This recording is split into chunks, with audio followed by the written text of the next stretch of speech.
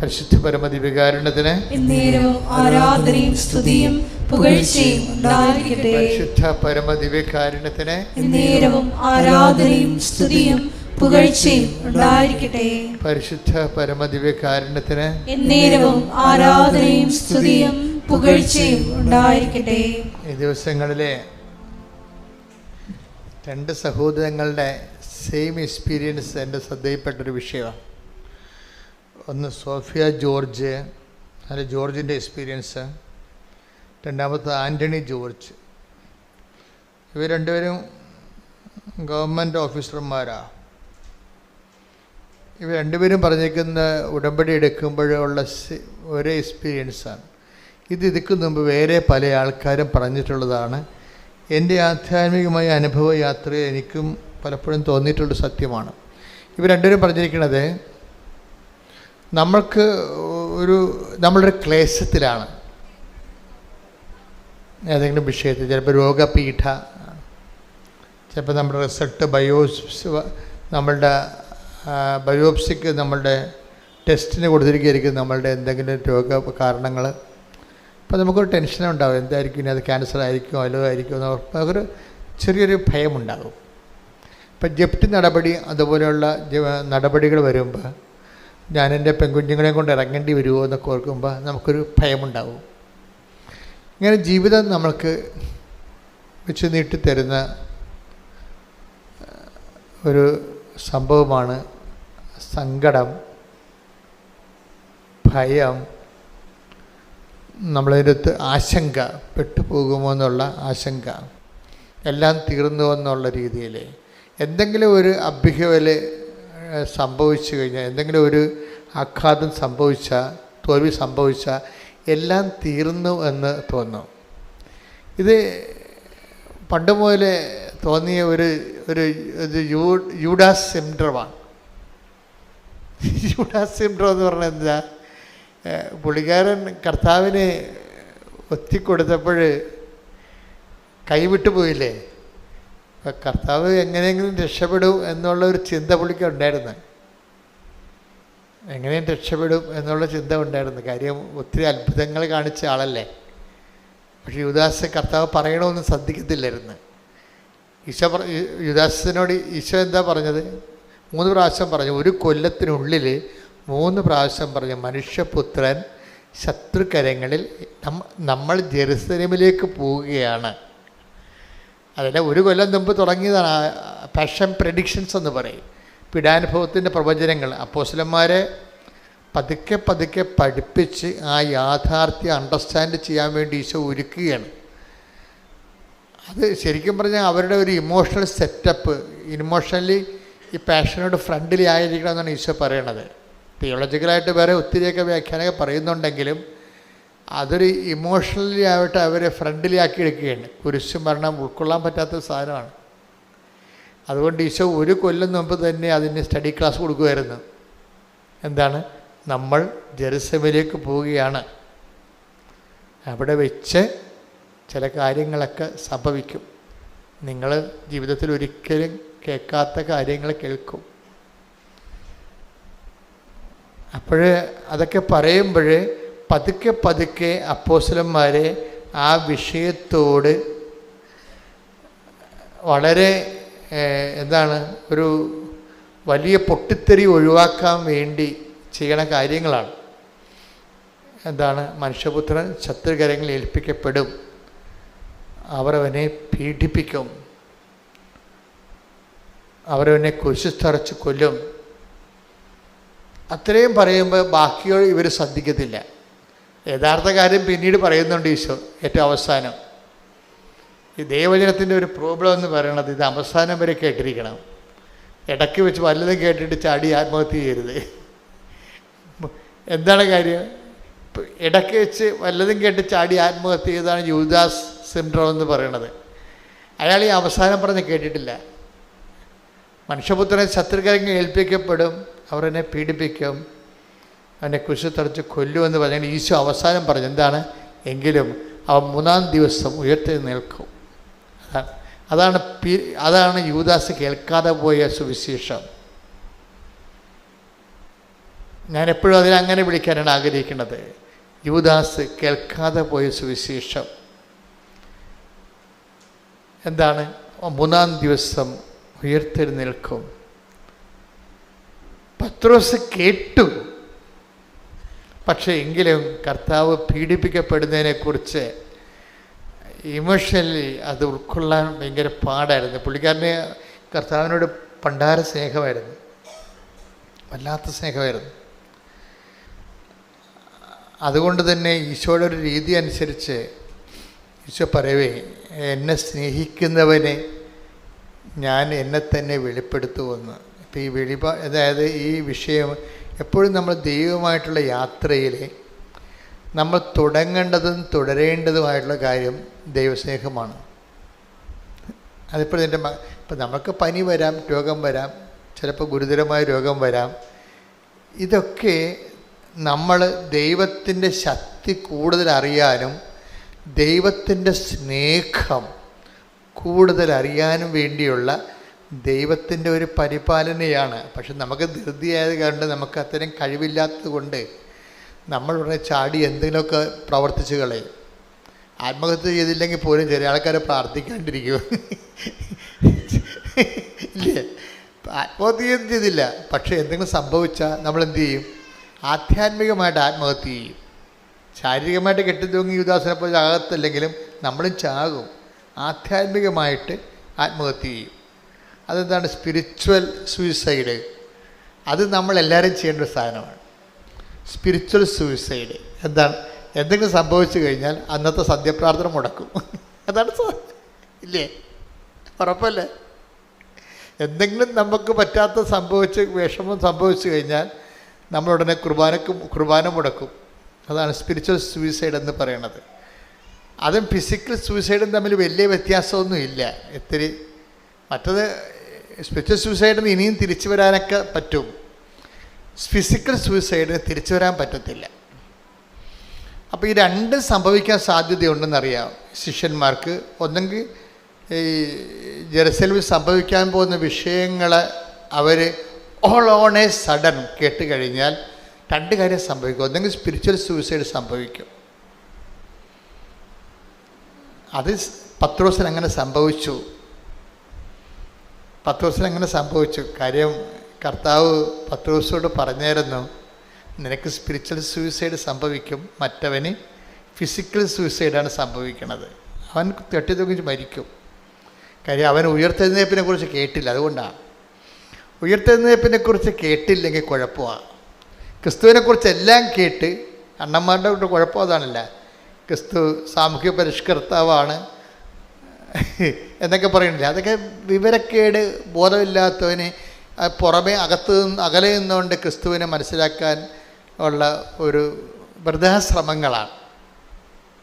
ക്രിസ്തു സാമൂഹ്യ പരിഷ്കർത്താവായിട്ട് മന്നത്ത് പരമാനെ പോലെ വന്ന ആളല്ല, ശ്രീനാരായണ ഗുരുവിനെ പോലെ വന്ന ആളല്ല. അവനിതിനെ വിഷയത്തെക്കുറിച്ചൊക്കെ വ്യക്തതയുണ്ട്. ആ 142 സങ്കീർത്തനം വായിച്ചേ. 142 സങ്കീർത്തനം 4-ാം തിരുവചനം. വലതുവശത്തേക്ക് നോക്കി ഞാൻ കാത്തിരിക്കുന്നു. വലതുവശത്തേക്ക് നോക്കി ഞാൻ കാത്തിരിക്കുന്നു. എന്നാൽ ആരും എന്നെ ശ്രദ്ധിക്കുന്നില്ല. ഒരു രക്ഷാകേന്ദ്രവും എനിക്ക് അവശേഷിക്കുന്നില്ല. ആരും എന്നെ പരിഗണിക്കുന്നുമില്ല. അപ്പൊ ഇതിനാണ് ഓടി ഒളിക്കാൻ ഇടയില്ലെന്ന് പറയണത്. ഇട ഉണ്ടെങ്കിൽ ഓടി ഒളിക്കുമെന്നുള്ള തെറ്റിദ്ധാരണ എൻ്റെ അടുത്ത് വരും. അങ്ങനെയല്ല, ഈശോ വ്യക്തമായ രീതിയിൽ പറഞ്ഞിട്ടുണ്ട്. എന്തിനാണ്? ഈ നിമിഷത്തിന് വേണ്ടിയാണ് ഞാൻ ഇതിലേക്ക് വന്നത്. 12:27 വായിച്ച്, യോഹന്നാൻ 12:27 വായിച്ച്. ശ്രുതികട്ടെ. ഹല്ലേലൂയ, ഹല്ലേലൂയ, ഹല്ലേലൂയ, ഹല്ലേലൂയ. യേശുവേ നന്ദി. ഹല്ലേലൂയ, ഹല്ലേലൂയ. യോഹന്നാൻ 12:27. യോഹന്നാൻ 12:27. പിതാവേ, ഈ മണിക്കൂറിൽ നിന്ന് എന്നെ രക്ഷിക്കണമേ. അല്ല, ഇതിനു വേണ്ടിയാണല്ലോ ഈ മണിക്കൂറിലേക്ക് ഞാൻ വന്നത്. അപ്പൊ മരണത്തെ കർത്താവ് മനുഷ്യന്റെ പാപത്തിന് വേണ്ടിയുള്ള പരിഹാര ബലിയെ ഒഴിവാക്കാൻ പറ്റത്തില്ല. അതാണ് 12:27 പറയുന്നത്. ഓടിയൊളിക്കാനൊന്നും പറ്റത്തില്ല. ഇടവില്ലെന്ന് പറഞ്ഞിട്ട് കാര്യമില്ല. ഇട ഉണ്ടായാലും ഓടിയൊളിക്കാൻ പറ്റത്തില്ല. എന്താ കാര്യം? ഈ മണിക്കൂറിന് വേണ്ടിയാണല്ലോ ഞാൻ ഒന്നൊരു വായിച്ചേ, ശ്രുതികട്ടെ ഹല്ലേലൂയ. ഇതിനു വേണ്ടിയാണല്ലോ ഈ മണിക്കൂറിലേക്ക് ഞാൻ വന്നത്. പിതാവേ, അതിൻ്റെ അർത്ഥം ബാക്കി എന്താണെന്ന് അറിയാം. പിതാവേ, അങ്ങേ പുത്രനെ മഹത്വപ്പെടുത്തണമേ. അപ്പോൾ അവിടെ സ്വർഗത്തിൽ നിന്ന് സ്വരമുണ്ടായി, ഇതാ ഞാൻ മഹത്വപ്പെടുത്തുന്നു, ഇനിയും മഹത്വപ്പെടുത്തും. അപ്പോൾ ഇനിയും മഹത്വപ്പെടുത്തും എന്നുള്ളതാണ് റിസറക്ഷൻ എന്ന് പറയണത്, പുനരുദ്ധാനം. Take the bed of God. ശ്രുതികട്ടെ ഹല്ലേലൂയ. യോഹന്നാൻ 12:28. യോഹന്നാൻ 12:28. പിതാവേ, അങ്ങയുടെ നാമത്തെ മഹത്വപ്പെടുത്തണമേ. അപ്പോൾ സ്വർഗത്തിൽ നിന്ന് ഒരു സ്വരമുണ്ടായി, ഞാൻ മഹത്വപ്പെടുത്തിയിരിക്കുന്നു, ഇനിയും മഹത്വപ്പെടുത്തും. അപ്പൊ ഇനിയും മഹത്വപ്പെടുത്തും എന്നുള്ളതാണ് കർത്താവിൻ്റെ തിരുവുദ്ധാനത്തെക്കുറിച്ചുള്ള പ്രവചനമാണത്. അപ്പ ഈശ്വരനെ ഉയർത്തെഴുന്നേൽപ്പിക്കുമെന്ന് പറയണതാണ്. നീ പാപത്തിന് പരിഹാരം ചെയ്തുകൊണ്ട് എൻ്റെ തിരുമനസ്സ് നിറവേറ്റുമ്പോൾ ഞാൻ നിന്നെ ഇനിയും മഹത്വപ്പെടുത്തും. അത് അപ്പായുടെ വാഗ്ദാനമാണ്. അപ്പ ഈശോയ്ക്ക് നൽകുന്ന വാഗ്ദാന പ്രകാരമാണ് ഈശോയെ ഉയർത്തെഴുന്നേൽപ്പിക്കുന്നത്. ഇതാണ് സുവിശേഷമെന്ന് പറയണത്. ആ ഈശോ മരിച്ചു എന്നുള്ളതല്ല സുവിശേഷം, ഈശോ ഉയർത്തെഴുന്നേറ്റു എന്നുള്ളതാണ് സുവിശേഷം. ഈ സുവിശേഷമാണ് യൂദാസ് ശ്രദ്ധിക്കാതെ പോയത്. ഇതൊരു കൊല്ലമായിട്ട് പറയണതാ. ഒന്നാമത്തെ പാഷൻ പ്രഡിക്ഷൻസ് എടുത്ത് ശ്രുതികട്ടെ ഹല്ലേലൂയ.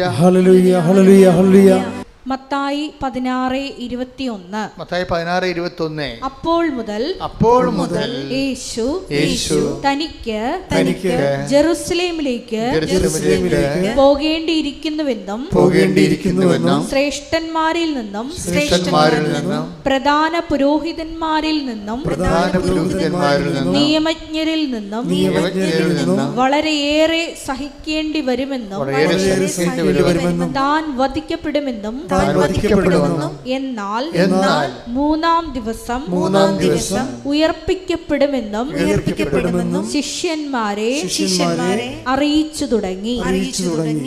ഇത് ഒരു വർഷം 3 പ്രാവശ്യം ഈശോ പറയുന്നുണ്ട്.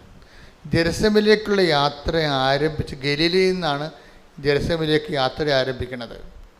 ഈ യാത്രാ വട്ടങ്ങളിൽ 3 ഘട്ടങ്ങളിലാണിത് പറയണത്. ഈ പറയുന്നതിൻ്റെ പ്രധാനപ്പെട്ട കാര്യം ശിഷ്യന്മാരെ അവരുടെ ഇമോഷണൽ ആയിട്ട് അവരൊന്ന് ട്രീറ്റ് ചെയ്യണം. ഒരു ഇമോഷണൽ ട്രീറ്റ്മെൻറ്റാണ് കൊടുക്കുന്നത്. പ്രവചനങ്ങളാണ് നിറവേറുന്നത്. അതിൻ്റെതായിട്ടുള്ള തിയോളജിക്കൽ ഇംപ്ലിക്കേഷൻസൊക്കെ ഉണ്ടെങ്കിലും പർട്ടിക്കുലറായിട്ട് അവിടെ സംഭവിക്കുന്നത് ഇവർക്കൊരു ഇമോഷണൽ ട്രീറ്റ്മെൻറ്റ് കൊടുക്കുകയാണ്. നിങ്ങളിതിനെ ഉൾക്കൊള്ളാൻ തയ്യാറാകണം. ഇപ്പോൾ കൗൺസിലിംഗ് കൊടുക്കത്തില്ലേ ഡോക്ടർമാർ? ഓപ്പറേഷന് മുമ്പ് എല്ലാ ഓപ്പറേഷന് മുമ്പ് രോഗിക്ക് കൗൺസിലിംഗ് കൊടുക്കും അല്ലേ? അതായത് അതിൻ്റെ ഇപ്പം ഒരു മരുന്ന് ഇഞ്ചെക്റ്റ് ചെയ്യാൻ പോണ മുമ്പ് തന്നെ അതിൻ്റെ സൈഡ് എഫക്ട് കീമോയ്ക്ക് മുമ്പ് ഒരു കൗൺസിലിംഗ് കൊടുക്കും. എന്താണ്? മുടിയൊക്കെ പോകും, പിന്നെ കുറച്ച് കഴിയുമ്പോൾ വരും എന്നൊക്കെ അവർ പറയും. അത് കൗൺസിലിംഗ് ആണത്. മുടിയൊക്കെ പോകും, പിന്നെ കുറച്ച് കഴിയുമ്പോൾ വരും. ഞാനങ്ങനെ ഒരു സാക്ഷ്യം കേട്ടായിരുന്നു. പക്ഷേ അങ്ങനെ കൊടുത്തെങ്കിലും അപ്പോൾ അദ്ദേഹം പറയണത് അങ്ങനെ എന്നോട് പറഞ്ഞെങ്കിലും ആൻ്റണി ജോർജ് പറയണത് എനിക്ക് ഉദരത്തിൽ ക്യാൻസറാണ്. ബയോപ്സിക്ക് വന്നപ്പോൾ അത് ക്യാൻസറാണെന്ന് മനസ്സിലാക്കി. ക്യാൻസർ 3ാം സ്റ്റേജിലാണ്. അപ്പോൾ ഡോക്ടർ വിളിച്ച് എനിക്ക് കൗൺസിലിംഗ് തന്നു. എന്താണ്? കീമോ എടുക്കാൻ പോവുകയാണ്, ഇത് 3ാം സ്റ്റേജാണ്, നമുക്ക് വേറെ ഓപ്ഷൻസ് ഇല്ല, മുടിയെല്ലാം പോകും, പിന്നെ തിരിച്ചു വരുമെന്ന് പറഞ്ഞു. തിരിച്ചു വരും. അപ്പോൾ അതൊരു കൗൺസിലിംഗ് ആണ്. എന്ന് വെച്ച് കഴിഞ്ഞാൽ ഇമോഷണലായിട്ട് ഇയാൾ ഇതിനോട് ഒരു അക്സെപ്റ്റബിളായിട്ട് മാറണം. ട്രീറ്റ്മെൻറ്റാണ് ശരിക്കും. ഇതുപോലെ പാഷൻ പ്രിഡിക്ഷൻസ് എന്ന് പറയുന്ന പീഡാനുഭവ പ്രവചനങ്ങൾ. നമ്മൾ ജെറുസലേമിലേക്ക് പോവുകയാണ്, അവിടെ വെച്ച് മനുഷ്യപുത്രൻ സത്യകേങ്ങ് ഏൽപ്പിക്കപ്പെടും, അവനെ വധിക്കും, എന്നാൽ 3ാം ദിവസം ഉയർത്തെഴുന്നേൽക്കും.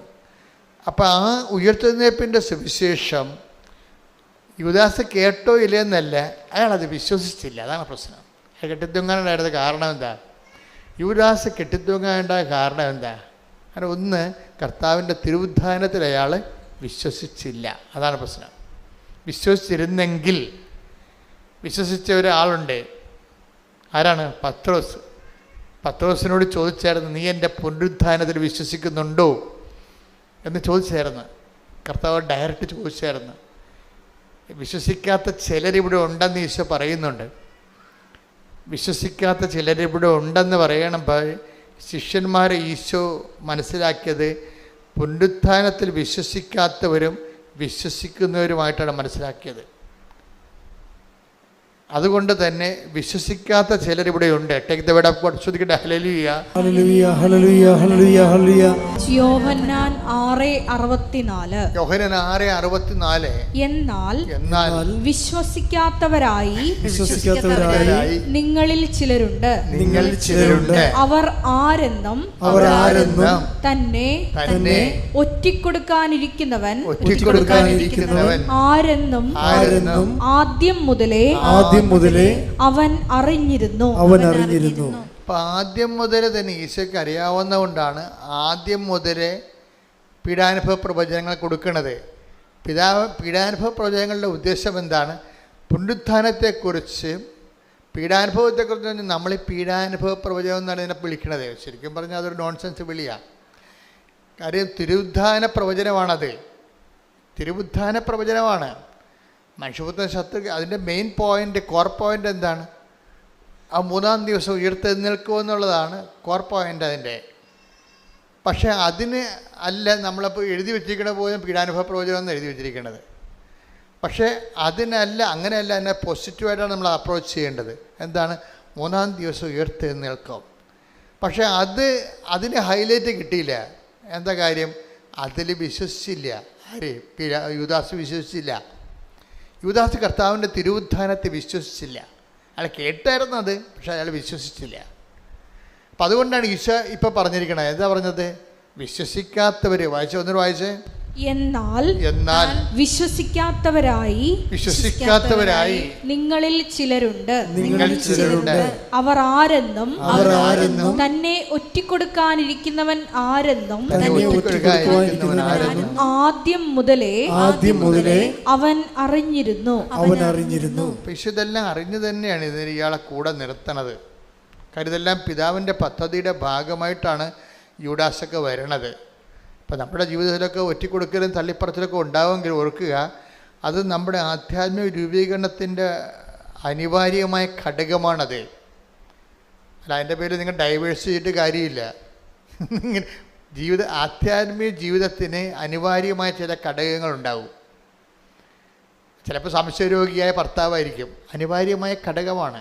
ആധ്യാത്മിക ജീവിതത്തിന് അനിവാര്യമായ ഘടകമാണ്. അപ്പം നമ്മൾ ട്രീറ്റ് ചെയ്യണത് അയാളുടെ സംശയരോഗം മാറാൻ വേണ്ടി അയാൾക്കൊണ്ടേ കൗൺസിൽ കൊടുക്കും, അയാൾക്കൊണ്ട് ആശുപത്രിയിലിടും, അല്ലെങ്കിൽ നിവർത്തിയില്ലെങ്കിൽ അയാൾ ഇട്ടും പോയി വേറെ കെട്ടും. അപ്പോൾ ഭൂമിയിൽ മാത്രം ജീവിച്ചാൽ മതിയെങ്കിൽ ഇങ്ങനെയുള്ള അഭ്യാസം കാണിക്കാം, അത് കുഴപ്പമൊന്നുമില്ല. ഭൂമി മാത്രം ജീവിച്ചാൽ മതിയല്ല. പക്ഷേ എന്നിൽ വിശ്വസിക്കുന്നവൻ മരിച്ചാലും ജീവിക്കും. Take the word of God. ശ്രദ്ധിക്കട്ടെ. ഹല്ലേലൂയ, ഹല്ലേലൂയ, ഹല്ലേലൂയ. യോഹന്നാൻ 11:25. യോഹന്നാൻ 11:25. യേശു അവളോട് പറഞ്ഞു. അതായത് അവളെന്ന് പറയണ അവിടെ ഇവരാണ്, ലാസറിൻ്റെ പെങ്ങളെ മാർത്തായാണ്. യേശു മാർത്തായോട് പറഞ്ഞു, ഞാനാണ് പുനരുദ്ധാനവും ജീവനും. I am the life and resurrection. ലോകത്തിൽ ആരും പറഞ്ഞിട്ടില്ലേ? സമർത്ഥനായ Caesar, Solomon, Socrates, Pliny, Plato, അങ്ങനെ എന്തുമാത്രം മതസ്ഥാപകർ ഈ ലോകത്തുണ്ട്.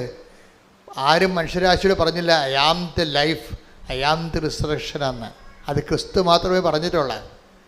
അതുകൊണ്ടാണ് ഈ വിശ്വാസം ഇങ്ങനെ നിലനിന്നും കാലത്തെ അതിജീവിച്ച് പോണത്. ആരും പറയാത്ത കാര്യങ്ങളാവും പറഞ്ഞു.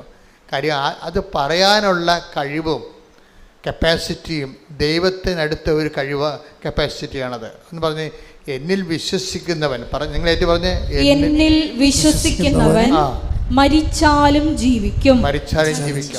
അപ്പം മരണത്തിന് ശേഷമുള്ളൊരു ജീവിതത്തെക്കുറിച്ച് ആലോചന ഉള്ളത് കൊണ്ടാണ് ആധ്യാത്മിക ജീവിതത്തിലെ അനിവാര്യ ഘടകങ്ങളെ നമ്മൾ അക്സെപ്റ്റ് ചെയ്യണത്.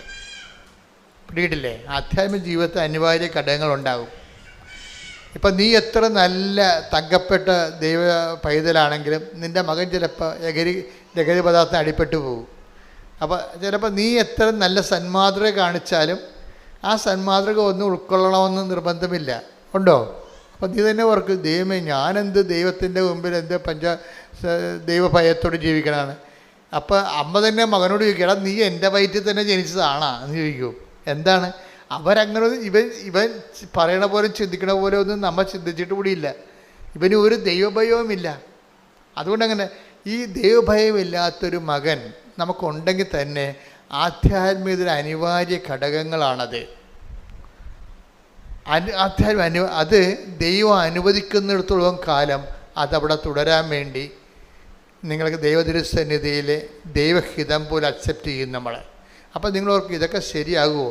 ഇപ്പം ഞാൻ എന്ത് സംഭവിച്ചു, ഞാനിപ്പോൾ നിങ്ങളോട് ആദ്യമേ പറഞ്ഞത് എന്താണ്, ഈ രണ്ട് സാക്ഷികളില്ലേ, ആൻ്റണി ജോർജും അതുപോലെ തന്നെ സോഫിയ ജോർജും. ഇപ്പം ഇതിൻ്റെ അകത്ത് ഈ രണ്ടുപേർക്കും ഗുരുതരമായ അസുഖങ്ങളാണ്. ഈ സോഫിയയുടെ ജോർജിനും അതുപോലെ ആൻ്റണി ജോർജിനുമൊക്കെ ഗുരുതരമായ അസുഖങ്ങളാണ്. ഗുരുതരമായ ഒരാളിന് ഡെങ്കു ഫീവറും ഭയങ്കര ഡെലീറിയമായിട്ട് പോയിട്ട് മരണത്തിലേക്ക് നോക്കുന്ന ആളാണ്. അപ്പോൾ ഈ രണ്ട് കക്ഷികളും ഇവിടെ സാക്ഷ്യപ്പെടുത്തിയിരിക്കുന്നത്, ഉടമ്പടി കാലത്ത് ഞങ്ങൾക്ക് അവർ പറഞ്ഞു ബൈ നെയ്റ്റ്സ്, അവർ പറയണത് രണ്ടുപേരും 2 ദിവസം പറഞ്ഞതാണ്, സാക്ഷ്യങ്ങളാണ്. ഞാനിപ്പോൾ ഒന്നായിട്ട് പറയണതാണ്. ബൈ നേച്ചർ ഞാൻ നിസ്സാര കാര്യങ്ങളിൽ പോലും വല്ലാത്ത സങ്കടം കാണിക്കുന്ന ആളാണ്, സംഘർഷം കാണിക്കുന്ന ആളാണ്. നിസ്സാര കാര്യങ്ങളെ ഉണ്ടാകത്തുള്ളൂ. ഞാൻ പെട്ടെന്ന് ടെൻഷനാവും, പെട്ടെന്ന് ഭീതിയാവും, എനിക്ക് ഭക്ഷണം കഴിക്കാൻ തോന്നത്തില്ല, ആരോടും മിണ്ടത്തില്ല. അങ്ങനെ ഈ രണ്ട് കക്ഷികളും പറഞ്ഞ ഇതാണ്. പക്ഷെ ഉടമ്പടി എടുത്തു കഴിഞ്ഞപ്പോൾ ഇവർ രണ്ടുപേർക്കും മരണകരമായ രോഗമാണ് പെട്ടിരിക്കുന്നത്. പക്ഷെ ഉടമ്പടി എടുത്ത് ഉടമ്പടി പ്രൊസീജിയറിലോട്ട് പോയി കഴിയുമ്പോൾ ഇവർക്ക് ആന്തരികമായൊരു അഭിഷേകം കിട്ടും. എന്താണ്?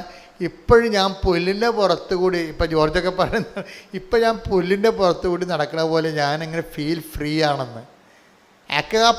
ഇതിനാണ് പുള്ളി പറയുവേ, എൻ്റെ പഴയ പ്രശ്നത്തിന് മാറ്റമൊന്നും ഇല്ല, ആ പ്രശ്നം അതുപോലെ തന്നെ ഉണ്ട്, പക്ഷേ I don't feel it now. പ്രശ്നങ്ങളങ്ങനെ ഉണ്ട്, അതുപോലെ നിൽക്കുന്നുണ്ടെങ്കിലും എനിക്കിപ്പോൾ അത് ഫീൽ ചെയ്യുന്നില്ല. ഇതിനാണ് ആന്തരിക അഭിഷേകം എന്ന് പറയുന്നത്. അത് ഭയങ്കരമാണ് ശരിക്കും പറഞ്ഞാൽ. ക്രിസ്തീയമായിട്ടുള്ള എല്ലാ അനുഗ്രഹങ്ങളുടെയും ഒരു അടിസ്ഥാന ഘടകം അഭിഷേകമെന്ന് പറയും.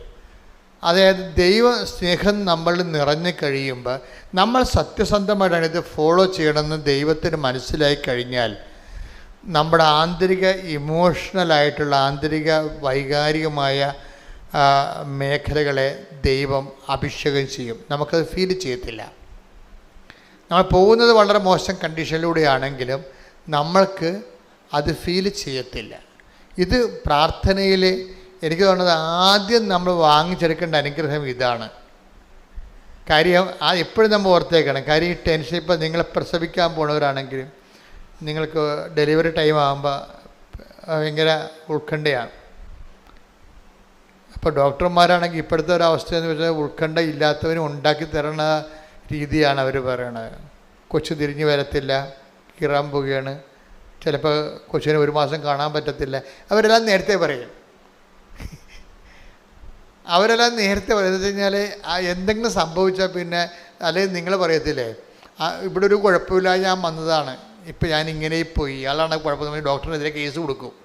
അത് കാരണം അവരില്ലാത്തതൊക്കെ നേരത്തെ പറഞ്ഞു പിടിപ്പിക്കും. അപ്പം നമ്മൾക്കെന്താ വരണത്? നമ്മൾ സംഘർഷം കയറി തലക്ക് വെളിവില്ലാത്ത രീതി നടക്കും. അപ്പോൾ ഇതുപോലെ നമ്മളെ പാസിഫൈ ചെയ്യുന്നതിനുപരി ഇതുപോലെയുള്ള സംഘർഷ സാധ്യതകളുടെ സമയത്ത് നമുക്ക് വേണ്ടത് അഭിഷേകമാണ്. അപ്പം നിങ്ങൾ ഈ ഉടമ്പടിക്കാലത്ത് എപ്പോഴും ശ്രദ്ധിക്കേണ്ടത്, ഉടമ്പടിയിൽ ഒത്തിരിയേറെ ഫോർമുലയുണ്ട്. ഇങ്ങനെ ദൈവമായിട്ട് ഇൻട്രാക്ട് ചെയ്തിരിക്കാൻ സത്യസന്ധമായിട്ട്. പാപവും ഒന്ന് ഒഴിവാക്കിയാൽ മതി, എനിക്കങ്ങനെ തോന്നിയിരിക്കണത്. അല്ലെങ്കിൽ ഉടമ്പടി എടുക്കുന്നവർ വളരെ വൃത്തിയായിട്ടാണ് ജീവിക്കണത്. അപ്പം അതൊന്ന് ആ മേഖല ഒന്ന് ശ്രദ്ധിച്ചാൽ മതി. ശ്രദ്ധിച്ച് കഴിഞ്ഞിട്ട് നിങ്ങളുടെ പ്രാർത്ഥനയുടെ ടൈമൊന്ന് കൂട്ടിയിരിക്കണം. ഇപ്പം പ്രാർത്ഥനയുടെ ടൈമൊന്ന് കൂട്ടിക്കഴിഞ്ഞാൽ നിങ്ങൾ ആദ്യം പ്രാർത്ഥിക്കേണ്ടത്, കൂടുതൽ പ്രാർത്ഥിക്കാൻ വേണ്ടി ഉള്ള കൂടുതൽ സമയം ദൈവദിവസത്തിന് ചെലവഴിക്കാൻ വേണ്ടി നിങ്ങൾ പ്രത്യേകം പ്രാർത്ഥിക്കണം. ഒരു ഉടമ്പടി എടുത്തു എന്നല്ല, ഉടമ്പടി എടുക്കുമ്പോൾ ഒരു നിയോഗം വെക്കേണ്ടത് ഇതാണ്: കുറച്ച് സമയം കർത്താവിൻ്റെ തിരുസന്നിധി. ഇപ്പം ഞാൻ ഈ ദിവസങ്ങളിലൊക്കെ പ്രാർത്ഥിക്കണം എന്താണെന്ന് എനിക്കറിയാവോ? എനിക്കൊരു അതായത് ദിവ്യകുർബാന സ്വീകരിച്ച് കഴിഞ്ഞ് എനിക്ക് കുറച്ച് സമയം, ആ സമയം കർത്താവ് എന്നോട് സംസാരിക്കണം, എനിക്ക് കർത്താവിനോട് സംസാരിക്കണം. അതാണ് ഞാൻ ഈ ഒരാഴ്ച മുഴുവൻ പ്രാർത്ഥിച്ചുകൊണ്ടിരുന്നത്. എനിക്കതിനെന്തോ ഒരു കുറവുണ്ടെന്ന് എനിക്ക് തോന്നിപ്പോയത് കൊണ്ട് ഞാൻ പ്രാർത്ഥിക്കുന്നത്, കുർബാന സ്വീകരിക്കുന്ന സമയത്ത് എനിക്ക് മുമ്പത്തേക്കാൾ കൂടുതലായിട്ട് അങ്ങയോട് സംസാരിക്കാനും അങ്ങ് പറയണത് എനിക്ക് മനസ്സിലാകാനും അങ്ങനെ ഒരു ഇൻറ്റിമസി ഫീൽ ചെയ്യാൻ എന്നെ അനുഗ്രഹിക്കണം. അതാണ് എൻ്റെ പ്രാർത്ഥന. അതുപോലെ നിങ്ങളും പ്രാർത്ഥിക്കണം. എന്താ വെച്ചാൽ ഉടമ്പടി എടുത്തു കഴിയുമ്പോൾ നിങ്ങൾ ദൈവത്തോട് കൂടുതൽ അടുക്കാൻ വേണ്ടി, അടുത്ത് കഴിഞ്ഞാൽ ഉണ്ടായ ഗുണം എന്ന് പറയുക, നമുക്ക് ഈ വചനം വായിക്കാൻ തന്നെ ഒരു അഭിഷേകം കിട്ടും. പ്രാർത്ഥിക്കാൻ വേറെ അഭിഷേകമുണ്ട്. പ്രാർത്ഥിക്കുന്നത് വല്ലാത്ത ഒരു സന്തോഷമായിട്ട് നമുക്ക് തോന്നും. ഇപ്പം നിങ്ങൾ എങ്ങനെയെങ്കിലും പ്രാർത്ഥിച്ച് അവസാനിപ്പിച്ച് ഈ പൂച്ച കുരിശ് വരയ്ക്കാൻ പോലെ ചാടിപ്പുറത്ത് ചാടണമെന്നല്ലേ? അങ്ങനെ നിങ്ങൾ ചാടിപ്പുറത്ത് നിങ്ങൾ പ്രാർത്ഥിച്ചിട്ട് കാര്യമില്ലെന്ന് ഞാൻ പറയത്തുള്ളൂ. കഥയുമില്ല. കാരണം അതിന് രജിസ്റ്റർ ആകത്തില്ല. നിങ്ങൾ എന്തെങ്കിലും കാട്ടിക്കുരു ഒപ്പിച്ചുണ്ടാക്കിയിട്ട് ആർക്കാനും വേണ്ടി ഓക്കാനിക്കണ പോലെയൊക്കെ പ്രാർത്ഥിക്കത്തില്ലേ? അഭ്യാസമൊന്നും കാണിച്ചിട്ട് കാര്യമില്ല. ഇങ്ങനെ എത്ര അഭ്യാസക്കാർ ദൈവം കണ്ടതാണ്. അപ്പം അതുകൊണ്ട് അതിന് നിങ്ങൾ ചെയ്യേണ്ട കാര്യം എന്ന് വെച്ച് കഴിഞ്ഞാൽ പ്രാർത്ഥിക്കാനുള്ള ഒരു വരപ്രസാദം, കൂടുതൽ സമയം. കഴിഞ്ഞ ദിവസങ്ങളിലെ ഒരു സാക്ഷ്യം ഉണ്ടായിരുന്നു. ഒരു ഡിപ്ലോമാറ്റായിരുന്നു, UN ഡിപ്ലോമാറ്റിൽ അവർക്ക് ജോലി കിട്ടാനുള്ള യാതൊരു സാധ്യതയുമില്ല. അവർ മലയാളി ലേഡിയാണ്. അവർ താമസിക്കുന്നത് വടക്കേ ഇന്ത്യയിലാണെങ്കിലും ഇപ്പോൾ UN ഡിപ്ലോമാറ്റിൽ അവർക്ക് ജോലി കിട്ടാനുള്ള, അവിടെ കോമ്പറ്റേറ്റീവ് ആയിട്ടുള്ള ഒപ്പോണൻസൊക്കെ വരണത് വല്ല ഇൻ്റർനാഷണൽ ലെവലിലുള്ള ആൾക്കാരാണ് വരണത്. അപ്പോൾ അവരോട് കിടപിടിക്കുന്ന രീതിയിൽ ഇൻ്റർവ്യൂവിനെ പ്രസൻറ്റ് ചെയ്യാൻ, പെർഫോം ചെയ്യാൻ ഇവർക്ക് പറ്റണില്ല. അപ്പോൾ ഇവർ ആ കാര്യം, അവളുടെ കഴിവ് കേടുകൾ അവളുടെ അമ്മ ഉടമ്പടി എടുത്തപ്പോൾ ഇവൾക്കൊരു കുഴപ്പമുണ്ട്. കാര്യം ഇവൾക്ക് അമ്മ എപ്പോഴും ഉടമ്പടിയെക്കുറിച്ചൊക്കെ പറയുന്നുണ്ടെങ്കിലും ഇവളത് അമ്മയോട് കുറച്ച് കാര്യമൊക്കെ ഉള്ളത് കാരണം അവൾ ശ്രദ്ധിച്ച് കേൾക്കുമെന്നല്ലാതെ ഒന്നും അനുസരിക്കത്തില്ല, പ്രാർത്ഥിക്കത്തൊന്നുമില്ല. കേൾക്കും, ശരി എന്നൊക്കെ പറയും. അങ്ങനെ അമ്മയുമായിട്ട് ഇടിവെക്കാൻ കഴിയില്ല, അമ്മക്കൊരു വിഷമം ഉണ്ടാക്കാൻ കഴിയില്ല. പക്ഷേ ഇവൾക്ക് വിശ്വസിക്കത്തില്ല. ഇവള് അമ്മ പറഞ്ഞൊക്കെ കേൾക്കും, പക്ഷെ വിശ്വസിക്കത്തില്ല. അങ്ങനെ ഒരു വർഗമുണ്ട് കുറേ പേര്. പറയണതെല്ലാം കേൾക്കും, ഇപ്പം ഞാൻ പറയണേ കേൾക്കും, പക്ഷെ വിശ്വസിക്കത്തില്ല. അങ്ങനെ ഒരു ടൈപ്പാണ് ഇവള്. കാര്യം അവൾക്ക് പ്രത്യേകിച്ച് കാര്യമൊന്നുമില്ല. പത്താഴം പെറ്റ് ചക്കി കുത്തി അമ്മ വെച്ച് ഞാനുണ്ട്, നമുക്ക് കുഴപ്പമില്ലല്ല, ഭക്ഷണം കിട്ടണമല്ല. അതുകൊണ്ട് അവർക്ക് ദൈവത്തിനെ വേണമെന്ന് തോന്നണില്ല. ഇപ്പം ഈ കക്ഷിക്കൊരു കുഴപ്പമായി. ഇപ്പോൾ ഇവിടെ കോമ്പറ്റേറ്റീവ് സൈഡിലേക്ക് വന്നപ്പോൾ ഒപ്പോണൻസ് ഒത്തിരി പവർഫുള്ളാണ്. അത് ഇൻ്റർനാഷണൽ ഒപ്പോണൻസാണ് വരുന്നത്.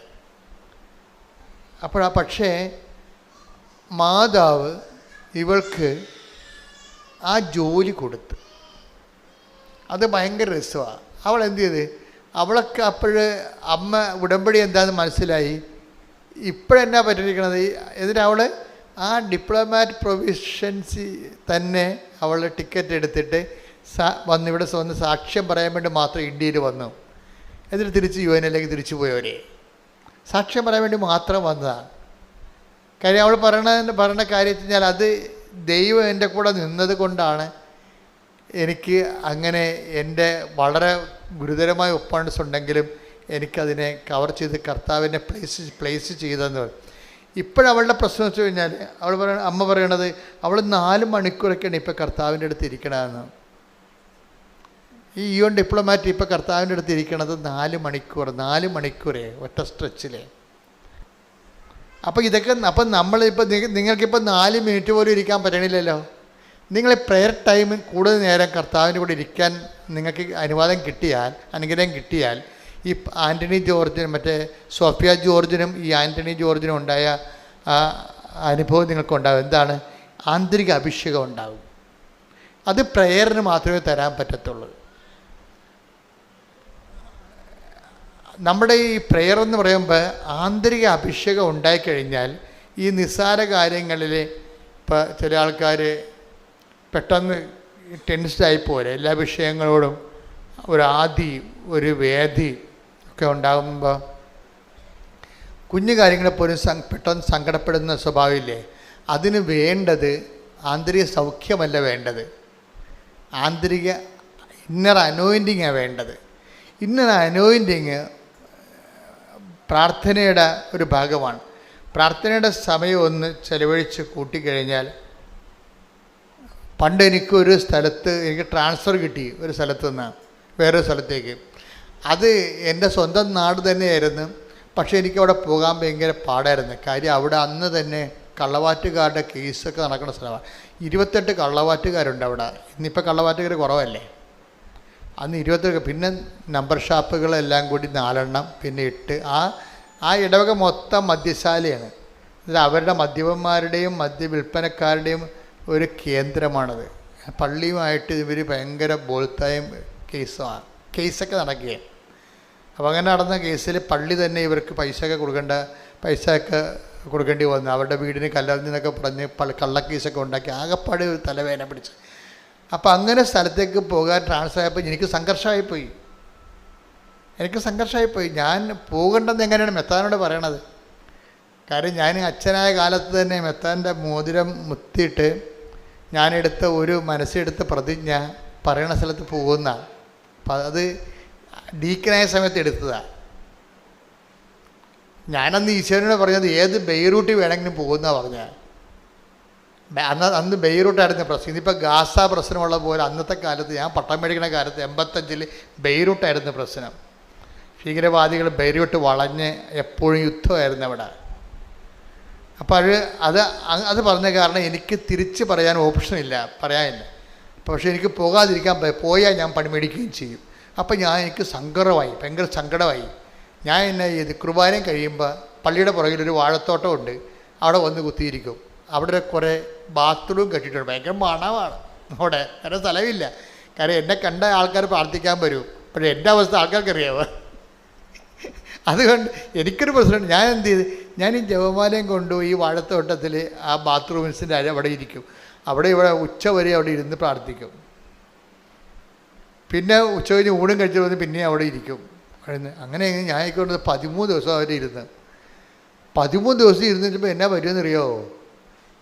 എനിക്ക് എന്തെന്നില്ലാത്ത ഒരു പവറടിച്ച്, ഞാൻ പേടിച്ചിട്ട് പോകാൻ പറ്റത്തില്ലെന്ന് പറഞ്ഞ സ്ഥലത്തേക്ക് എനിക്ക് എങ്ങനെയെങ്കിലും ഒന്ന് പോയാൽ മതി എന്ന രീതിയിലായി. എൻ്റെ ആന്തരിക മനസ്സ് ചേഞ്ച് ചെയ്ത്. ഇതിനാണ് ഇന്നർ ഹീലിംഗ് ഇന്നർ അനോയിൻറ്റിങ് എന്ന് പറയുന്നത്. ഇതാണ്. പ്രശ്നങ്ങളല്ല പ്രശ്നം അഭിമുഖീകരിക്കണം നമ്മളാണ് പ്രശ്നം. മനസ്സിലായില്ലേ?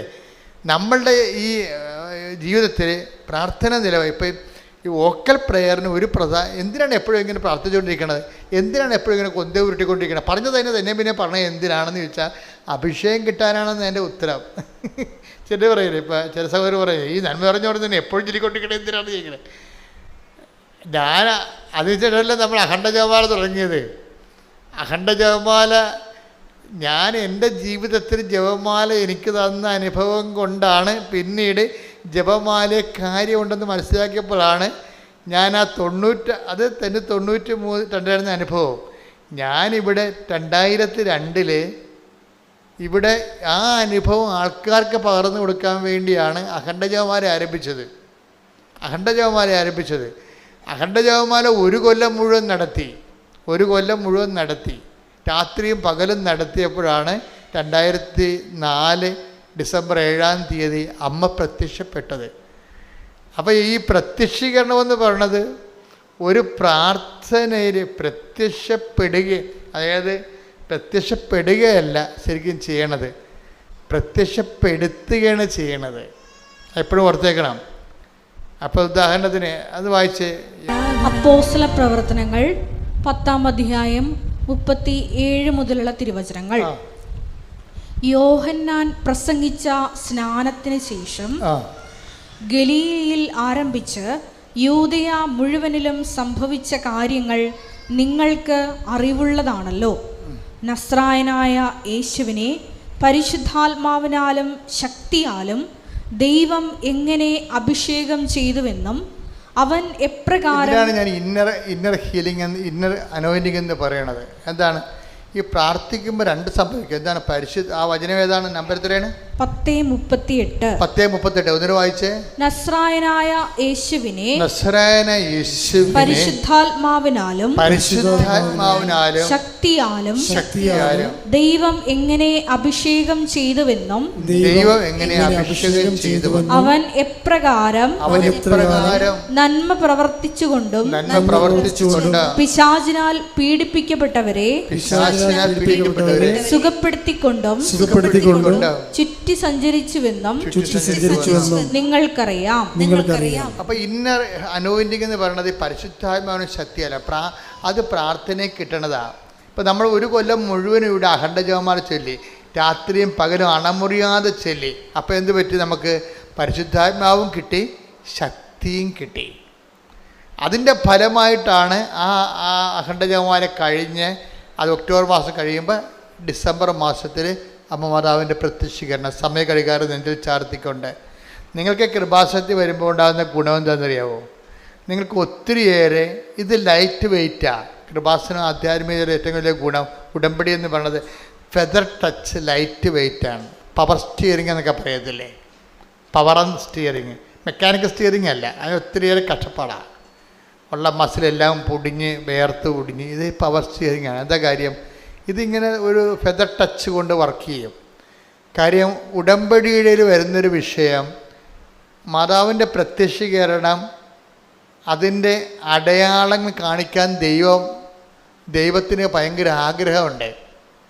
മാതാവിൻ്റെ പ്രത്യക്ഷീകരണ കൃപാസനത്തെ മാതാവ് പ്രത്യക്ഷപ്പെട്ടതിനെക്കുറിച്ച് സ്ഥിരീകരിക്കേണ്ടത് നമ്മുടെ ആവശ്യത്തെക്കാൾ ഉപരി. കാര്യം സമയഘടികാരമല്ലേ നെഞ്ചിൽ ചാർത്തിരിക്കണത്. അതിൽ ഊർദ് പോലെയും ഫാത്തിമ പോലെയും നിസ്സാരമായ കാര്യങ്ങളല്ലത്. സമയഘടികാരമാണ് നെഞ്ചിൽ ചാർത്തിരിക്കണത്. പിന്നെ സിൽവർ ഗ്രേയിലാണ് കാണപ്പെടുന്നത്. പറഞ്ഞിരിക്കുന്നത് ദുരന്തമുണ്ടാകാൻ പോണ അന്ത്യകാലത്തിൻ്റെ നിറങ്ങളും അന്ത്യകാലത്തിൻ്റെ സന്ദേശമാണ്. ഇത് ലോകം മുഴുവൻ എത്തണമെന്നുണ്ടെങ്കിൽ ഒത്തിരിയേറെ വ്യാപകമായ രീതിയിൽ ചർച്ച ചെയ്യപ്പെടുന്നുണ്ടെങ്കിൽ അടയാളം കിട്ടണം. അടയാളം കിട്ടണമെന്നുണ്ടെങ്കിൽ അതിനുള്ള കഴിവുള്ള ആൾക്കാർ അവലംബം ചെയ്യണം ഇവിടെ. അതുകൊണ്ട് ദൈവത്തിൻ്റെ ഒരു ആവശ്യമാണ് നിങ്ങളുടെ ജപ്തി മാറ്റുക, നിങ്ങളുടെ ക്യാൻസർ മാറ്റുക, നിങ്ങളെ പച്ചപിടിപ്പിച്ചെടുക്കുക എന്നുള്ളത്. നമ്മുടെ ആവശ്യം പോലെ തന്നെ ആരുടെ ആവശ്യമാണ്? ദൈവത്തിൻ്റെ ആവശ്യമാണ്. കാര്യം കൃപാസനത്തിൽ ഇപ്പം നിങ്ങളുടെ മറ്റൊരു തരത്തിലുള്ള ധ്യാനം കൂടുന്ന പോലെ അല്ല പ്രശ്നം. ധ്യാനത്തിൻ്റെ ചുറ്റവട്ടങ്ങൾ ഒക്കണ പോലല്ല ഇത് അല്പം ശരിയായ ബാക്കി ദൈവം ശരിയാക്കും. അതാണ് വിഷയം. അതുകൊണ്ടാണ് പറയുന്നത്. അത് ഇപ്പോഴല്ല, പണ്ടും അങ്ങനെയാണ്. അതുകൊണ്ടാണ് പറയുന്നത് അല്പം നമ്മൾ ശരിയായ ബാക്കി ദൈവം ശരിയാക്കുക. കാര്യം ദൈവത്തിൻ്റെ ഒരു ആവശ്യമാണിത്. പ്രത്യക്ഷീകരണം സഭയെ കൊണ്ട് അംഗീകരിച്ചിട്ട് ഇൻ്റർനാഷണൽ ലെവലിൽ ചർച്ച ചെയ്യപ്പെട്ടിട്ട് ദൈവ മെസ്സേജ് ഗ്ലോബലായിട്ട് കൊടുക്കുക എന്നുള്ളത് ദൈവത്തിൻ്റെ ആവശ്യമാണ്. അതിന് ദൈവം നമ്മളെ കരുവാക്കും. അപ്പം നിങ്ങൾ ബുദ്ധിയുള്ളവരെങ്ങനെയാണ് ചെയ്യേണ്ടത്? എന്താ ചെയ്യേണ്ടത്? കർത്താവേ, എൻ്റെ ഈ അവസ്ഥയിൽ നിന്ന് തന്നെ രക്ഷപ്പെടുത്തണമെന്നല്ല പറയേണ്ടത്. കർത്താവേ, എന്നെ നിൻ്റെ പ്രത്യക്ഷീകരണത്തിൻ്റെ സാക്ഷിയാക്കണേ. ഒന്ന് പറഞ്ഞേ, നെഞ്ചത്ത് കൈവച്ച് പറഞ്ഞേ, കർത്താവേ, എൻ്റെ കണ്ണീരിന് സമാധാനം ഉണ്ടാക്കിക്കൊണ്ട് അങ്ങ് എന്നെ കൃപാസനത്തിൽ പ്രത്യക്ഷപ്പെട്ട പരിശുദ്ധ അമ്മയുടെ പ്രത്യക്ഷീകരണത്തിന്റെ സാക്ഷിയാക്കണമേ. ശ്രുതികട്ടെ ഹല്ലേലൂയ, ഹല്ലേലൂയ.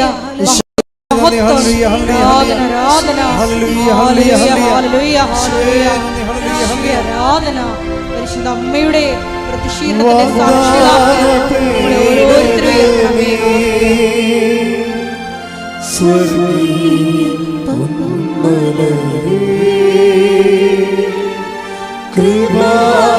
കൃപാസനത്തിൻ്റെ അമ്മേ,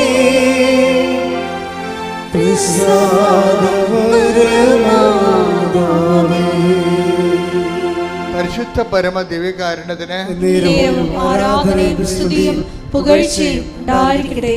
ഇനി നടപടി പുസ്തകം 10:41 വായിച്ചേ. അപ്പോസ്തല പ്രവർത്തനങ്ങൾ 10:40-41.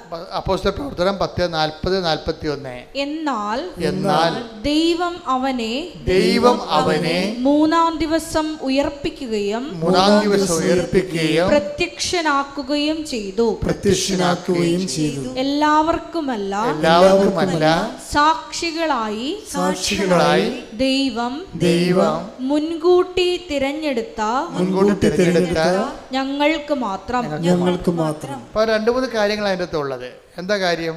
ഒന്ന് വായിച്ചത് 10:40-41 ഒന്നിന് വായിച്ച്. എന്നാൽ ദൈവം അവനെ മൂന്നാം ദിവസം ഉയർപ്പിക്കുകയും പ്രത്യക്ഷനാക്കുകയും ചെയ്തു. അപ്പൊ എങ്ങനെയാണ്? പ്രത്യക്ഷനാവുകയല്ല, പിന്നെന്താണ്? പ്രത്യക്ഷൻ ആക്കുകയാണ്. ഈ പ്രത്യക്ഷീകരണം എല്ലാം ആക്കുകയാണ് ചെയ്യണത്. ഇപ്പം കൃപാസന ആൾക്കാരെ ജീവനോടെ മാതാവ് പ്രത്യക്ഷപ്പെട്ടത് പ്രത്യക്ഷ ആയതല്ല ശരിക്കും പറഞ്ഞ. പിന്നെ എന്താണ്? ദേവപിതാവ് ആക്കിയതാണ്. അപ്പോൾ അപ്പോഴും നമ്മൾ പ്രത്യക്ഷീകരണത്തിൻ്റെ സാക്ഷിയാക്കാൻ വേണ്ടി നമ്മൾ പ്രാർത്ഥിക്കുമ്പോൾ ഓർക്കേണ്ടത് ഈ വിഷയത്തിൽ പ്രൈമറി ഇൻട്രസ്റ്റ് ആരുടേതാണ്? പിതാവായ ദൈവത്തിൻ്റെ ഇൻട്രസ്റ്റാണ്. കാര്യം അമ്മയെ പ്രത്യക്ഷയാക്കിയതാണ്. അതുകൊണ്ട് തന്നെ നിങ്ങളും പറയണം, എന്നെയും പ്രത്യക്ഷീകരണത്തിൻ്റെ സാക്ഷി ആക്കണമെന്ന് പറയണം. മനസ്സിലായില്ലേ? പ്രാർത്ഥന അങ്ങനെ പോകേണ്ടത്. എന്നെയും എന്ന് പറഞ്ഞാൽ എന്നെയും പ്രത്യക്ഷീകരണത്തിൻ്റെ സാക്ഷി ആക്കണമേ. ഇവിടെ വിഷയം എന്ന് പറയണത് എല്ലാവർക്കും അല്ല എന്ന് പറഞ്ഞിട്ടുണ്ട്. അത് ദൈവാനുഭവത്തെ പറ്റി പറയുമ്പോഴേ എല്ലാവർക്കും നമുക്ക് ഇപ്പോൾ എല്ലാവരുടെ മേൽ എൻ്റെ ആത്മാവിനെ അയക്കുമെന്ന് പറഞ്ഞാലും എല്ലാവരും സ്വീകരിച്ചോ എന്നുള്ളത് വേറെ വിഷയമാണ്. ഇതാണ് പ്രശ്നം. ദൈവത്തിൻ്റെ കോമൺ പോളിസിയാണ് എല്ലാവരിലേക്കും ഞാൻ എൻ്റെ ആത്മാവിനെ അയക്കും. Take the bed of God. ശ്രുതികട്ടെ ഹല്ലേലൂയ. ജോയേൽ 2:28. ജോയേൽ പ്രവാചകന്റെ പുസ്തകം 2-ാം അധ്യായം 28-ാം വാക്യം. അന്ന് ഇങ്ങനെ സംഭവിക്കും. ഏറ്റു പറഞ്ഞ് അന്ന് ഇങ്ങനെ സംഭവിക്കും. എല്ലാവരുടെയും മേൽ എന്റെ ആത്മാവിനെ ഞാൻ വർഷിക്കും. Praise the Lord. അത് കോമൺ പോളിസിയാണ്, ജനറൽ പോളിസിയാണ്. ദൈവം ആരെയും മാറ്റി നിർത്തണില്ലെന്ന് എൻ്റെ അർത്ഥം. മനസ്സിലായില്ലേ? എല്ലാവരെയും ആണ് സ്വീകരിക്കണത്. പക്ഷേ ഉള്ളൊരു പ്രോബ്ലം, എല്ലാവരുടെയും മേലെ എൻ്റെ ആത്മാവിനെ ഞാൻ വർഷിക്കും. വർഷിച്ച അണ്ണന്മാരെല്ലാവരും സ്വീകരിച്ചോ? That's other problem. അതാണ് അവിടെയാണ് അപകടം കിടക്കുന്നത്. അത് ദൈവത്തിൻ്റെ കോമൺ പോളിസിയാണ്. ദൈവം പക്ഷപാതരഹിതനാണെന്ന് എഴുതിയിട്ടില്ലേ? Take the bed of God. അപ്പോസ്തല പ്രവൃത്തി 10:34. പത്രോസ് അവരോട് സംസാരിച്ചു തുടങ്ങി. സത്യമായും ദൈവത്തിന് പക്ഷപാതമില്ലെന്ന്. അതാ പ്രശ്നം. ഞാൻ എല്ലാവരുടെയും മേൽ എൻ്റെ ആത്മാവിനെ അയക്കുമെന്ന് ജോയേൽ 2:28 പറയുന്നുണ്ടെങ്കിൽ അതിൻ്റെ അർത്ഥം എന്താണ്? അർത്ഥം ഇത്രയേ ഉള്ളൂ, ദൈവത്തിന് പക്ഷപാതമില്ല, അത്രേ ഉള്ളൂ. ആരെയും മാറ്റി നിർത്തിയിട്ട് അവർക്ക് കൊടുക്കേണ്ട ഇവർക്ക് കൊടുത്താൽ മതി എന്നൊക്കെ പറയത്തില്ലേ? അങ്ങനെയില്ല. ദൈവത്തെ അന്വേഷിക്കുന്ന ആർക്കും ദൈവം കൊടുക്കും. പക്ഷെ പ്രശ്നം എന്ന് വെച്ച് കഴിഞ്ഞാൽ, പ്രശ്നം എവിടെയാണ്? ഈ കൊടുക്കുന്ന ആൾക്കാർ സ്വീകരിക്കുന്നുണ്ടോ എന്നുള്ളതാണ് പ്രശ്നം. അവിടെയാണ്. അതാണ് അവനെ സ്വീകരിച്ചവർക്കെല്ലാം എന്ന് പ്രത്യേക ഈശോ പറയണത്. Take the bed of God. Yohannan 1:12. തന്നെ സ്വീകരിച്ചവർക്കെല്ലാം. ഏറ്റു പറഞ്ഞ തന്നെ സ്വീകരിച്ചവർക്ക് എല്ലാം തന്റെ നാമത്തിൽ വിശ്വസിക്കുന്നവർക്കെല്ലാം ദൈവമക്കളാകാൻ അവൻ കഴിവ് നൽകി. കപ്പാസിറ്റിയാണ്, കഴിവാണ്. അതായത് ഞാൻ അന്നാണ് എൻ്റെ ആത്മാവിനെ എല്ലാവർക്കും നൽകി. പക്ഷെ എല്ലാവരും സ്വീകരിക്കണമെന്ന് നിർബന്ധമില്ല. സ്വീകരിക്കുന്നവർക്ക് എന്താ സംഭവിക്കണത്? ദൈവമക്കളാകാനുള്ള കഴിവ് നൽകി. പക്ഷേ സ്വീകരിക്കുന്നവർക്ക് ദൈവമക്കളാകാനുള്ള കഴിവ് വരണത് എങ്ങനെയാണ്? അവരെ എപ്പോഴാണ് വരണത്? അവർ പരിശുദ്ധാത്മാവിനാൽ നയിക്കപ്പെടണം. അതാണ് 8:14 എടുത്ത്, റോമ 8:14 എടുത്ത്. ശ്രുതികട്ടെ ഹല്ലേലൂയ.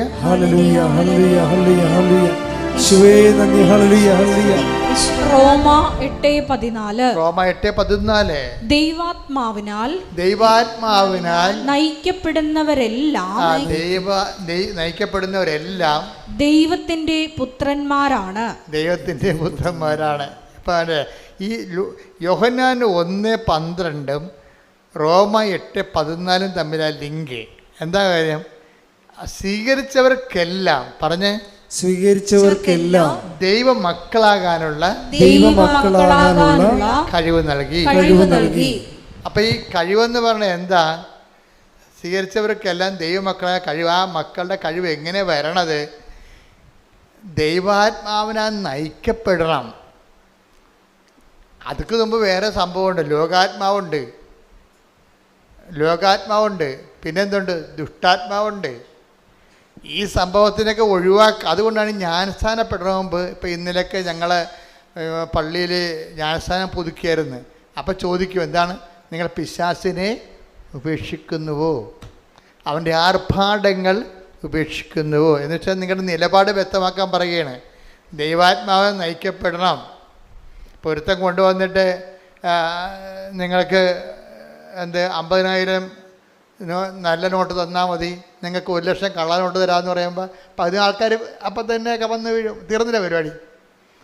ഈ രാഷ്ട്രത്തെ കൊല്ലണ പരിപാടിയാണെന്ന് പറഞ്ഞാലും നമുക്ക് മടിയിൽ എന്തെങ്കിലും കിട്ടണ പരിപാടിയാണെന്ന് കണ്ടു കഴിഞ്ഞാൽ അപ്പം തന്നെ അതാണ് ലോകാത്മാവ്. അവിടെയാണ് പ്രശ്നം. ഇത് ഭയങ്കര ശ്രദ്ധിച്ച് ചെയ്യേണ്ട കാര്യമാണ്.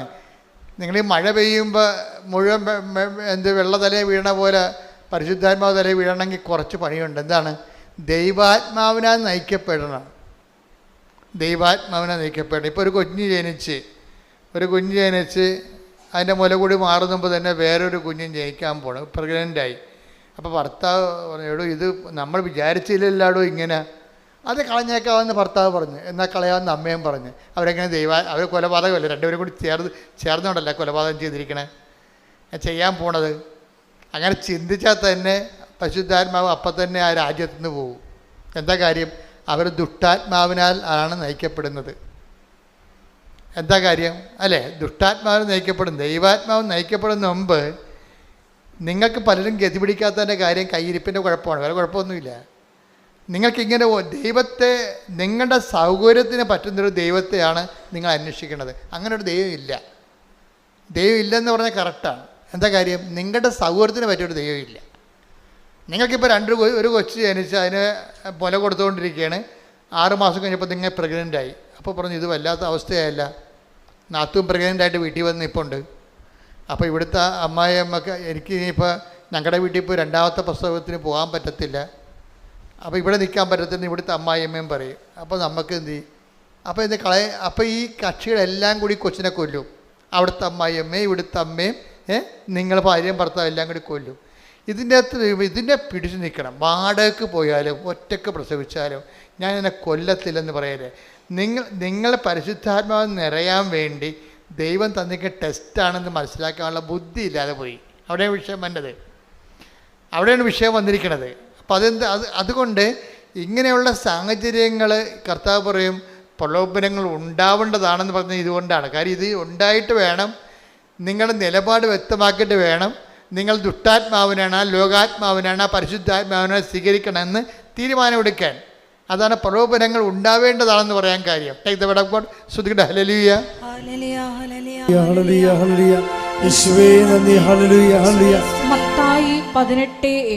മത്തായി 18:7 പ്രലോഭനങ്ങൾ നിമിത്തം ലോകത്തിന് ദുരിതമല്ലേ? ഇതുപോലെ ഓപ്ഷൻ വന്നാൽ നമ്മൾ വിട്ടുപോകത്തില്ലേ? ദുരിതമല്ലേ?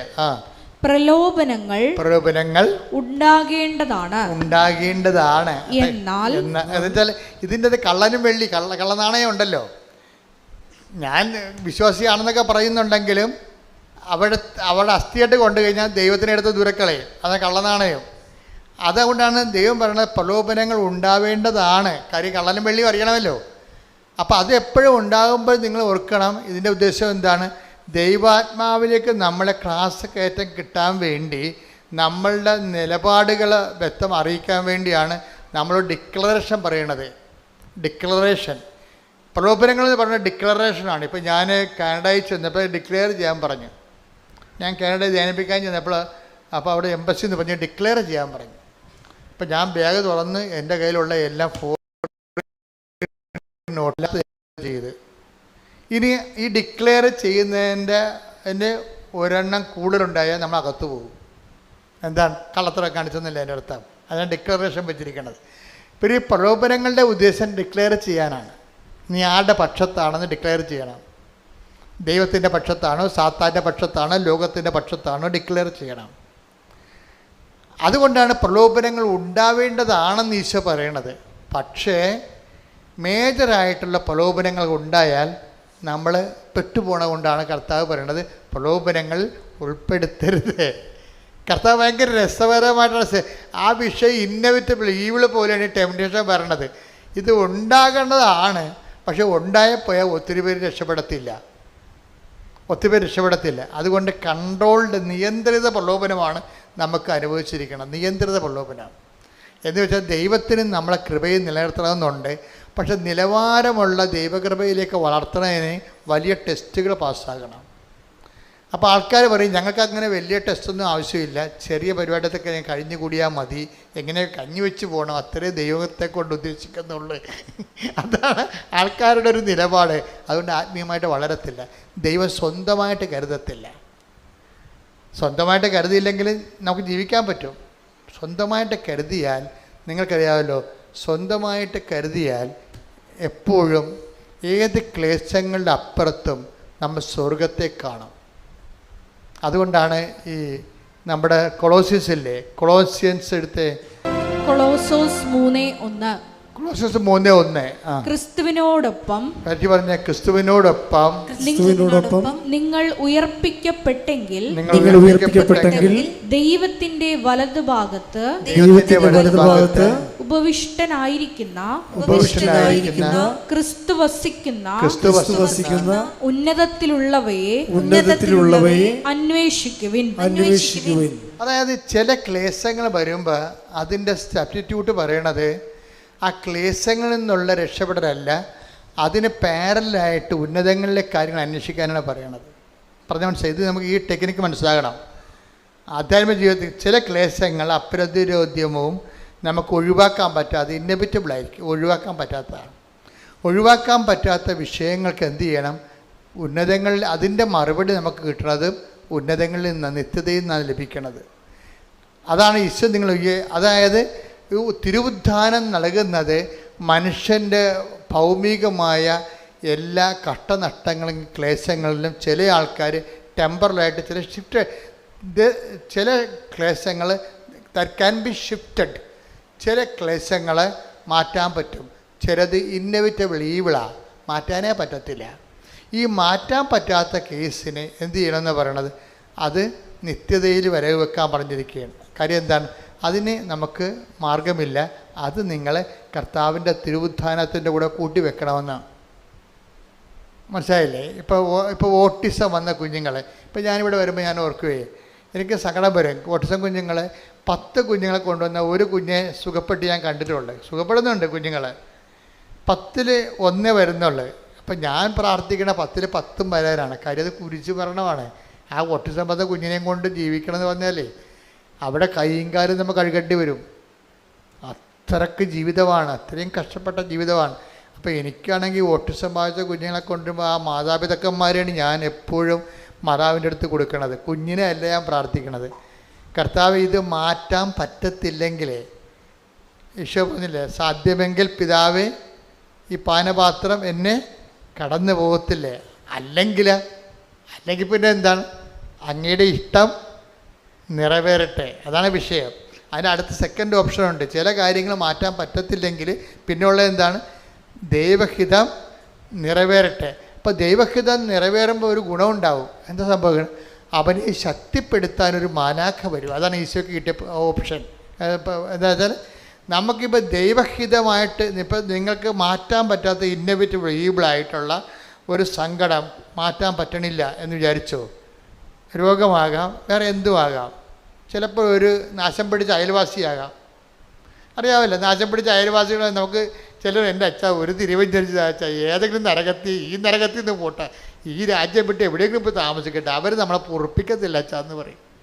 അപ്പോൾ ഞാൻ പ്രാർത്ഥിച്ച് നോക്കിയിട്ട് പറയും, മോളെ പോകാൻ പറ്റത്തെന്ന് തോന്നുന്നില്ല എന്ന് പറയും. കാര്യം ഇതിനേക്കാൾ വലിയ പിടിച്ചതിനേക്കാൾ വലുത് അളയിരിപ്പുണ്ട്, നീ ചെല്ലുന്ന സ്ഥലത്ത് ഇതിനേക്കാൾ വലിയ പണ്ടാരം വരുന്നുണ്ട്, നീയാണ് പ്രശ്നം, അവരല്ല പ്രശ്നമെന്ന് പറയും. എന്താ കാര്യം? ഇതിന് അവനെ ശക്തിപ്പെടുത്താൻ ഗെത്സെമനിൽ വായിച്ച് അവനെ ശക്തിപ്പെടുത്താൻ ലൂക്ക 22:42-43. ലൂക്ക 22:42.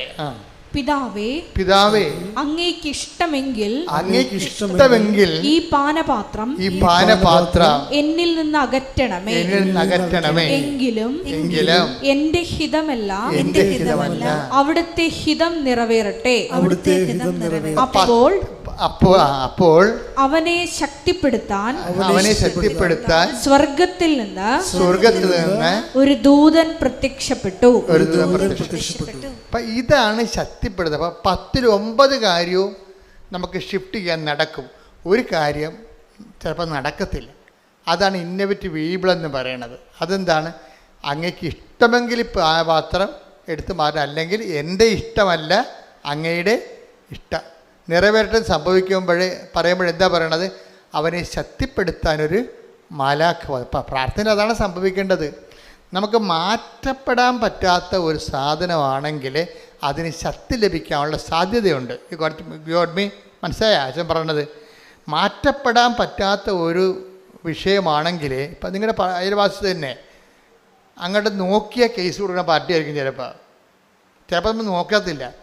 പിന്നെ വല്ല ഇലയും നമ്മൾ പറന്ന് വീണ അവർ പറയും അത് നിങ്ങളെ കൊണ്ടുവന്ന് ഇട്ടതാണെന്ന് പറയും. നമ്മൾ അവിടെ നിന്ന് വല്ല കൃപാസനത്തിലോ വല്ലതും പോവുകയാണെങ്കിൽ അവിടെ വന്ന് നമ്മുടെ ചിരവ എടുത്തിട്ട് അവർ പോകും. ജീവിക്കാൻ പറ്റത്തില്ല. നമ്മുടെ പശുവിനൊക്കെ അവർ അഴിച്ചു വിടും, കിണറ്റിൽ കൊണ്ടൊന്ന് മാലിന്യം വിടും. അപ്പോൾ അങ്ങനെയൊക്കെ വരുമ്പോൾ നമ്മളോട് എവിടെ നിന്നെങ്കിലും പോയാൽ മതിയെന്ന്. പക്ഷെ പോയി കഴിഞ്ഞാൽ ഇതിനേക്കാൾ ഗതികേടാണ് ഇനിയത്തുള്ള അവസ്ഥ. കാരണം നമ്മുടെ ഈ 3 സെൻറ്റ് സ്ഥലവും ഈ പെരയും വിറ്റാൽ കിട്ടുന്ന കാശ് കൊണ്ട് ഇനിയൊരു വീടും സ്ഥലവും മേടിക്കാൻ പറ്റത്തില്ല. അതാണ് പ്രശ്നം. അതാണ് അതിൻ്റെ അകത്ത് വിഷയം. അപ്പം അങ്ങനെ വരുമ്പോൾ പിന്നെ എന്ത് ചെയ്യും? ഇത് മാറാത്തൊരു തിന്മയല്ലേ, ഇതിനെന്ത് ചെയ്യും? അപ്പം നിങ്ങൾ പ്രാർത്ഥിക്കണം അയൽവാസിക്ക് ഇടിവെട്ട് കൊള്ളണമെന്നല്ല പ്രാർത്ഥിക്കേണ്ടത്. ആൾക്കാർ പറഞ്ഞു കർത്താവേ ഇവിടെ എല്ലാം ഇടിവെട്ട് കൊള്ളണം, ഈ പിയാജിൻ്റെ തല ഇടിവെട്ട് കൊള്ളണമല്ല എന്നാണ് പ്രാർത്ഥിക്കേണ്ടത്. അങ്ങനെയല്ല പ്രാർത്ഥിക്കേണ്ടത്. എന്താണ്? ഗെത്സമനിയിലെ അങ്ങേ ശക്തിപ്പെടുത്തി അതേ മാലാഖയാൽ എന്നെ ശക്തിപ്പെടുത്തണമേ എന്ന് പ്രാർത്ഥിച്ച് ഗെത്സമനിയിൽ അങ്ങേ ശക്തിപ്പെടുത്തിയ അതേ ദൈവശക്തിയാൽ എന്നെ അഭിഷേകം ചെയ്യണമേ.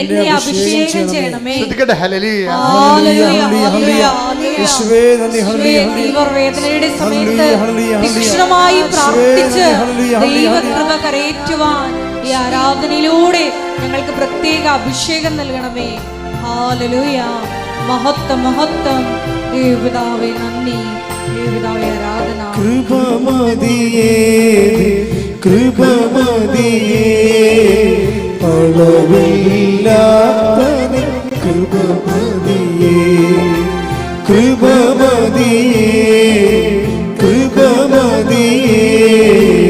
അളവില്ലാത്ത കൃപമതിയേ.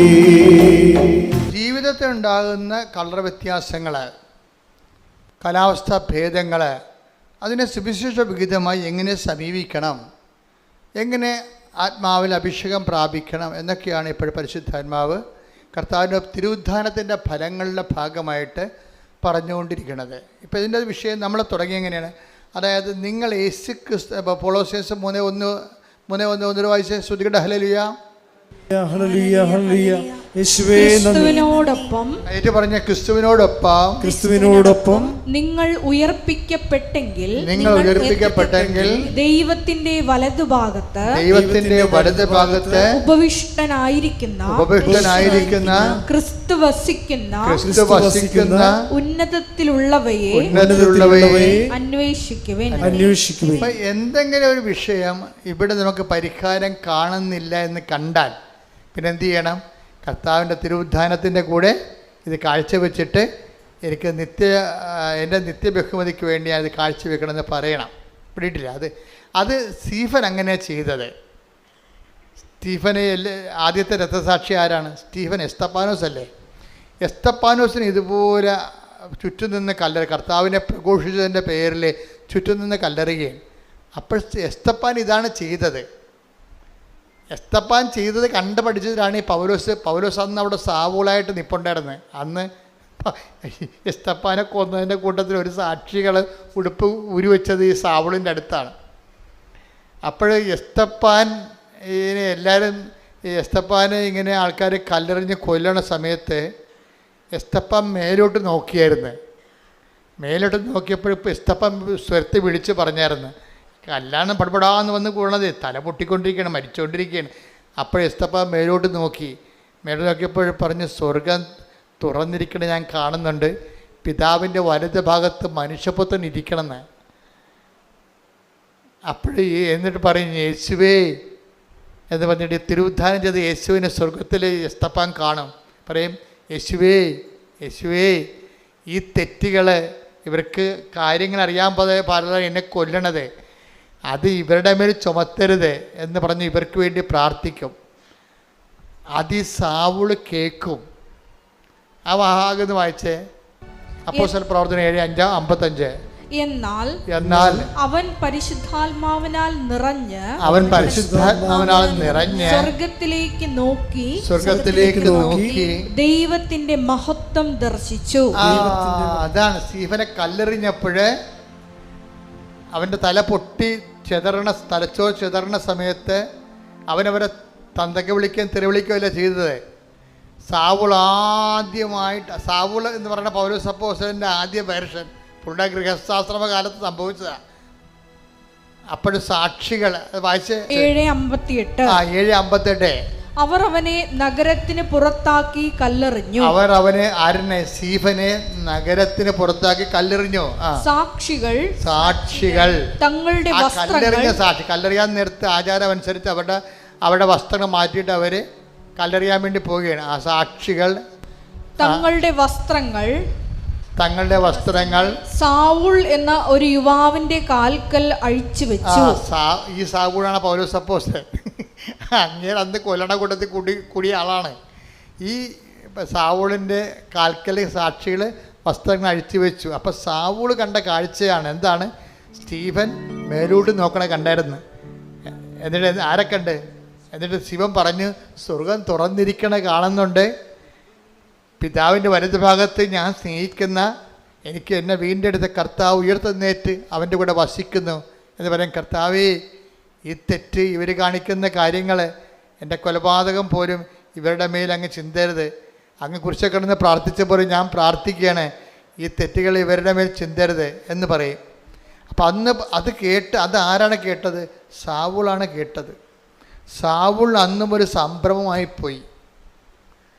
കാര്യം സാവുൾ ഒരിക്കലും കേൾക്കാത്തൊരു സംഭവമാണ്. കൊല്ലപ്പെടുന്നവൻ ഇര വേട്ടക്കാരന് വേണ്ടി പ്രാർത്ഥിക്കണേ, എന്തൊരു കഥയാണ്. അതാണ് ക്രിസ്ത്യാനിറ്റി എന്ന് പറയണത്. ഇര വേട്ടക്കാരന് വേണ്ടി പ്രാർത്ഥിക്കുന്ന സാവൂള്, സ്റ്റീഫൻ തന്നെ കൊല്ലുന്നവർക്ക് വേണ്ടി പ്രാർത്ഥിക്കണാണ് കാണുന്നത്.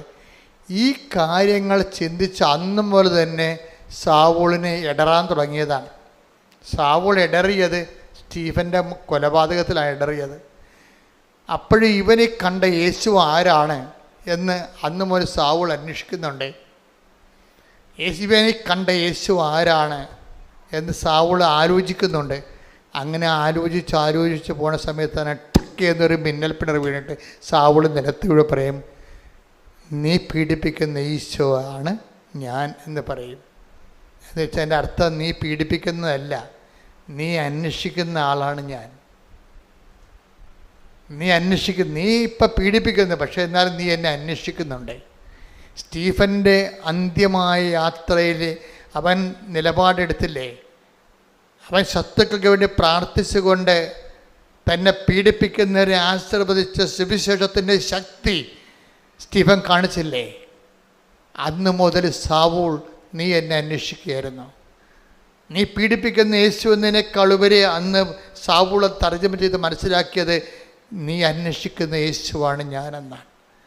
നീ അന്വേഷിക്കുന്ന യേശുവിനെ തന്നെയാണ് അവൻ സ്വർഗത്തിലേക്ക് നോക്കിയത്. അതുകൊണ്ടാണ് സാവൂൾ പിന്നീട് പറയണത്, കൊളോസ്യ ലേഖനം എഴുതുമ്പോൾ തൻ്റെ അനുഭവങ്ങളാണ് പറയണത്. എന്താണ്? നിങ്ങൾ ക്രിസ്തുവിനോടുകൂടി ഉയർപ്പിക്കപ്പെട്ടെങ്കിൽ, പറഞ്ഞേ, നിങ്ങൾ ക്രിസ്തുവിനോടുകൂടെ ഉയർപ്പിക്കപ്പെട്ടെങ്കിൽ ഉന്നതങ്ങളിലെ കാര്യങ്ങൾ അന്വേഷിക്കുവേൻ. അപ്പം നമ്മൾ ഈ വചനം കേൾക്കുന്നതിൻ്റെ ഉദ്ദേശം എന്താ? ചിലർ പള്ളിയിൽ നിന്ന് മാറാതെ നടക്കുന്നതിൻ്റെ ഉദ്ദേശം എന്താണ്? ഉന്നതങ്ങളിലെ കാര്യങ്ങൾ അന്വേഷിക്കാനാണ്. അതാണ് വിഷയം. എന്തെങ്കിലും ക്ലേശങ്ങൾ ഉണ്ടാകുമ്പോൾ നമുക്ക് അടിസ്ഥാന ഘടകം എന്താണ്? നമ്മളെ വീണ്ടെടുക്കാനുള്ള ഉന്നതങ്ങളിലെ കാര്യങ്ങളാണ്. ഉടമ്പടിയും അന്വേഷിക്കണത് എന്താണ്? ഉന്നതങ്ങളിലെ കാര്യങ്ങളാണ്. എന്നുവെച്ചാൽ ഈ വിഷയത്തെക്കുറിച്ച് ദൈവിക നിലപാട് എന്താണ്?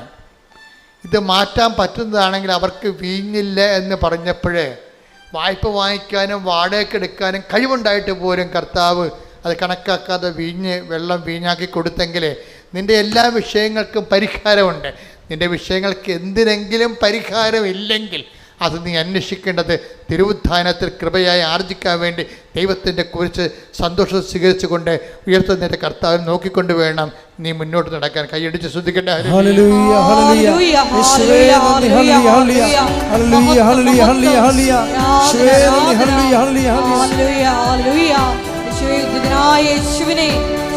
ലക്ഷ്യമാക്കി ഞങ്ങളുടെ ജീവിതം പുനഃക്രമീകരിക്കുവാൻ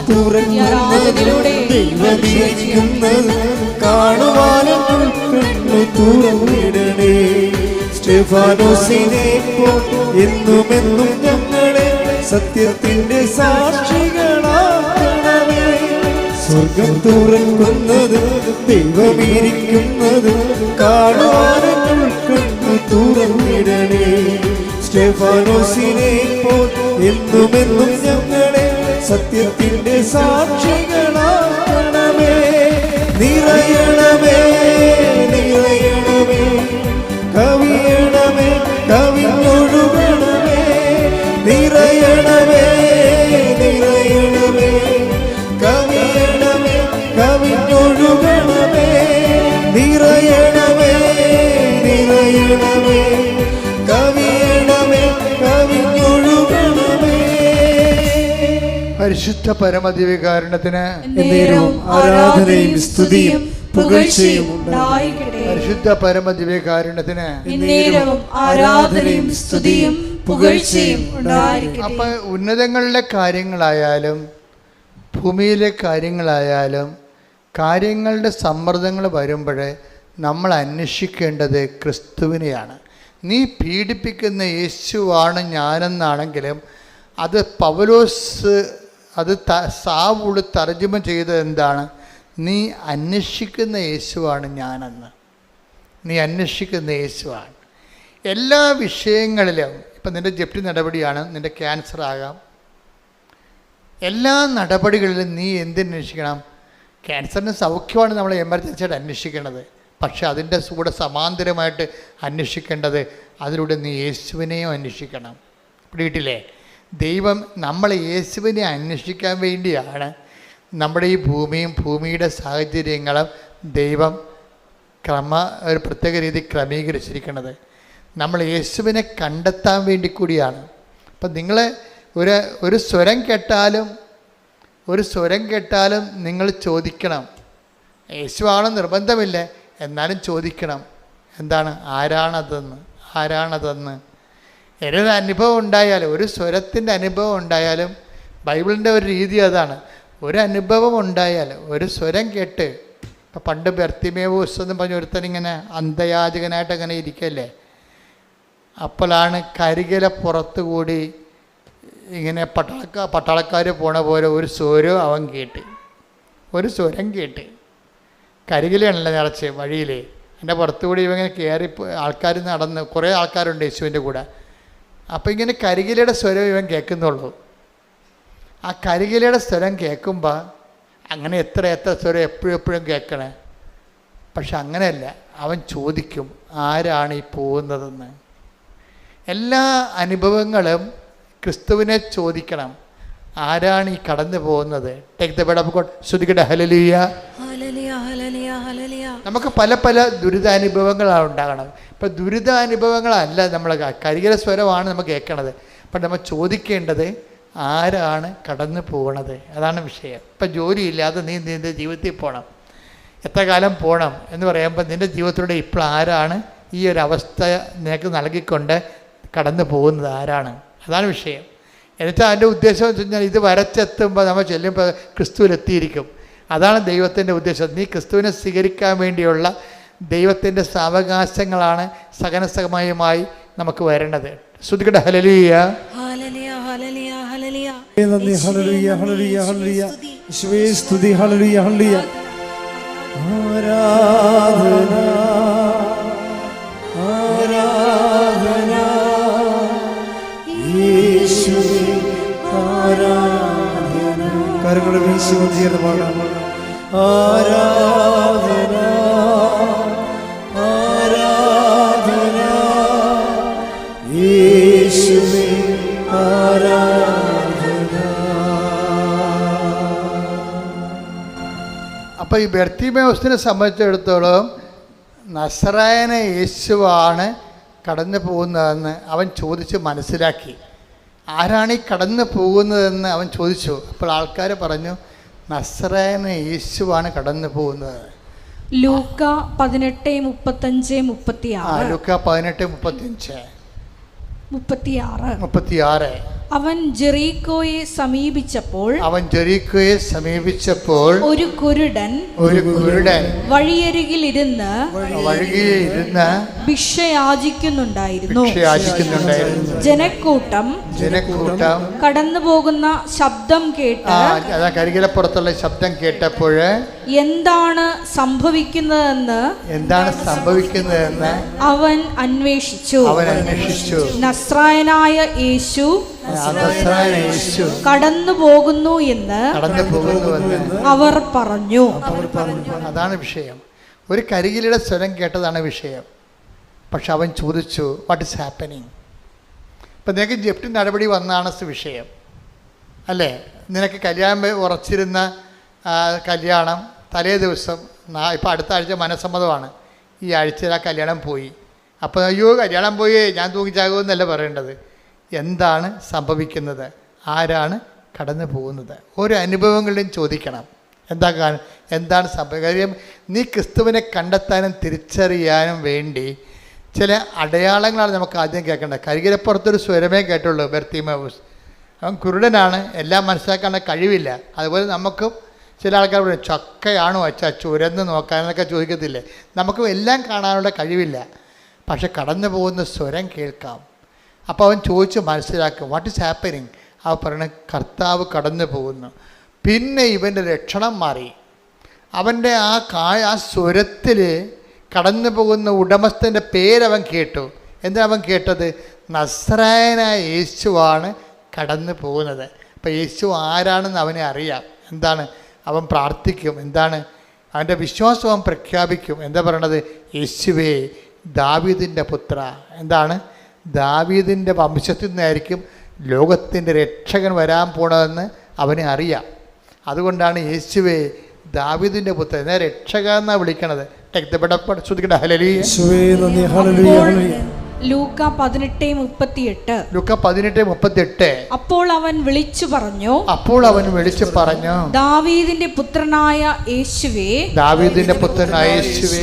എന്നിൽ കനിയണമേ. അത്രയേ ഉള്ളൂ സംഭവം. അവൻ രക്ഷക എന്ന് വിളിച്ച്, ക്രിസ്തുവിനെ എന്ത് വേണമെന്നൊക്കെ വിളിക്കാം. സാമൂഹ്യ പരിഷ്കർത്താവെന്ന, ചരിത്ര നിയന്താവെന്ന, അതൊന്നും വർക്കൗട്ട് ചെയ്യത്തില്ല. ക്രിസ്തുവിനെ വിളിക്കേണ്ട ഒരു വിളിയേ ഉള്ളൂ. എന്താണ്? രക്ഷക. അത്രയേ ഉള്ളൂ, രക്ഷക. അപ്പം അതുകൊണ്ട് തന്നെ എപ്പോഴും എന്നിട്ട് എന്താണ് പറയുന്നത്? രക്ഷക എന്ന് വിളിച്ചു കഴിഞ്ഞിട്ട് പിന്നെന്താ പറയണത്? എന്നിൽ കനിയണമെന്നാണ് ചോദിക്കണം. എന്നിൽ കനിയണമേ. അപ്പോഴെന്താ പറയുക? യേശു അവിടെ നിന്നു അവനെ വിളിക്കാൻ ആജ്ഞാപിച്ചു. ഇപ്പം വിളിക്കുമ്പോഴെന്താ സംഭവിക്കുന്നത് വെച്ചാൽ, ഇവൻ വിളിക്കുന്ന സമയത്ത് ഇവർ കാര്യം ചെയ്യുന്നുണ്ട്. എന്താണ്? വളരെ കൃത്യമായി ചെയ്യണ രീതി, വളരെ ശ്രദ്ധയോടെ ചെയ്യേണ്ട കാര്യമാണ് ഈ ബർത്തിമേയുസ് ചെയ്യണത്. എന്താണ്? വിളിച്ച ഉടനെ ആൾക്കാർ വന്ന് പറഞ്ഞു, നീ വിളിച്ചതാണ്, ഈശോ അവിടെ നിൽക്കുന്നുണ്ട്, നിൻ്റെ വിളി കേട്ട് നിന്നോ, നിന്നെ തിരിച്ച് വിളിക്കണമെന്ന് പറഞ്ഞു. തിരിച്ച് വിളിക്കണമെന്ന് പറഞ്ഞോടുകൂടി ഇവൻ ചെയ്തത് എന്താണെന്നറിയാമോ? അത് ഭയങ്കര സംഭവമാണ്. അപ്പം ചിന്തിച്ചു പോകും. ഇവൻ്റെ ഈ പുറംകുപ്പായം എടുത്ത് അവൻ എറിഞ്ഞു കളഞ്ഞു. പുറംകുപ്പായം എടുത്ത് എറിഞ്ഞു കളഞ്ഞു. ക്രിസ്തുവിനെ സ്വീകരിക്കാനുള്ള ഏറ്റവും നടപടിക്രമങ്ങളെന്ന, പുനരുദ്ധാനം ചെയ്ത യേശുവിനെ സ്വീകരിക്കാനുള്ള ഏറ്റവും നല്ല നടപടിക്രമങ്ങളാണ്. കാരണം ഇവൻ്റെ ഈ മുഖത്തിലെ വിയർപ്പും അതുപോലെ തുപ്പലും ഒക്കെ ഇങ്ങനെയുള്ള കുറേ സംഭവങ്ങളും ഈ പുറംകുപ്പായം കൊണ്ടാണ് ആൾക്കാർ അഡ്ജസ്റ്റ് ചെയ്ത് കളയണത് തുടക്കമൊക്കെ. അപ്പം അതുകൊണ്ട് ഇതത്ര നല്ല തുണിയല്ല, ബാക്ടീരിയയൊക്കെ ഉള്ള പൊല്യൂട്ടഡ് ആയ സംഭവമാണ്. ഈ സാധനം ഇവൻ എടുത്ത് എറിഞ്ഞ് കളയും. എന്നിട്ടാണ് ഇവൻ ക്ലീനായിട്ട് കർത്താവിൻ്റെ മുമ്പിൽ പോയി നിൽക്കണത്. അപ്പോൾ കർത്താവ് അവനോട് ചോദിക്കുന്ന ഒരു ചോദ്യമുണ്ട്. എന്താണ് ആ ചോദ്യം? എന്താണ്? വായിച്ചേ. യേശു ചോദിച്ചു, ഞാൻ നിനക്ക് വേണ്ടി എന്തു ചെയ്യണമെന്നാണ് നീ ആഗ്രഹിക്കുന്നത്? അതാണ് വിഷയം. ഇപ്പം എല്ലാവർക്കും ഒരു കാര്യമല്ല ചെയ്യണത്. ഇപ്പം നിൻ്റെ ഉടമ്പടിയിൽ നിൻ്റെ നിയോഗമായിരിക്കത്തില്ല നിൻ്റെ അനിയത്തിൻ്റെ നിയോഗം. അപ്പോൾ എപ്പോഴും നമ്മളെ പർട്ടിക്കുലറായിട്ടുള്ള നമ്മുടെ ആവശ്യങ്ങളെ ദൈവം മാനിക്കും എന്നുള്ളതിൻ്റെ സൂചനയാണത്. ആ വചനം എത്രയാണെന്ന് നോക്കിയേ, ശ്രദ്ധിക്കട്ടെ. ഹല്ലേലൂയ. 10:51. ഒന്നിന് വായിച്ചേ. അതായത് മർക്കോസ് 10:51. യേശു ചോദിച്ചു, ഞാൻ നിനക്ക് വേണ്ടി എന്തു ചെയ്യണമെന്നാണ് നീ ആഗ്രഹിക്കുന്നത്? ഇതാണ് നമ്മുടെ ഒരു പിടിവള്ളി എന്ന് പറയണത്. നമുക്ക് എന്തും കർത്താവിനോട് ചോദിക്കാവുന്നത് ഈ വചനം വെച്ചാണ്. കാര്യം നിൻ്റെ അനിയത്തിയുടെ ആവശ്യമായിരിക്കത്തില്ല ചേച്ചിക്കുള്ളത്, ആ ചേച്ചിയുടെ ആവശ്യമായിരിക്കും അമ്മയ്ക്കുള്ളത്, എല്ലാം വ്യത്യസ്തമായിരിക്കും. അതുകൊണ്ടാണ് ചോദിക്കണത്, ഞാൻ നിനക്ക് വേണ്ടി എന്ത് ചെയ്ത് തരണമെന്നാണ് നീ ആഗ്രഹിക്കുന്നത്. അപ്പോൾ നിൻ്റെ ആഗ്രഹം എന്താണെന്ന് അത് ഭയങ്കര ചോദ്യമാണ്. നിങ്ങളൊന്ന് പറഞ്ഞേ, ഞാൻ നിനക്ക് വേണ്ടി എന്ത് ചെയ്ത് തരണമെന്നാണ് നീ ആഗ്രഹിക്കുന്നത്. എൻ്റെ അർത്ഥം വെച്ചാൽ നമ്മുടെ നിയോഗങ്ങളെല്ലാം നിറവേറുമെന്നല്ല എൻ്റെ അർത്ഥം.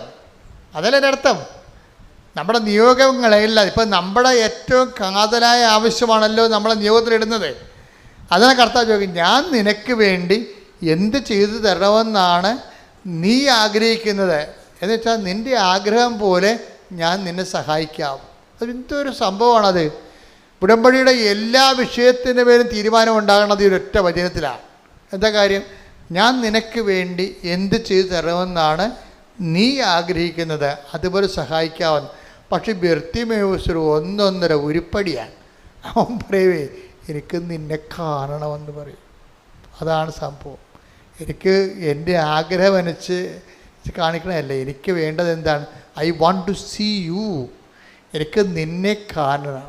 അതിനെന്ത് ചെയ്യണം? എനിക്ക് കാഴ്ച തരണം. Take the bed up. ശ്രദ്ധിക്കട്ടെ. ഹല്ലേലൂയ.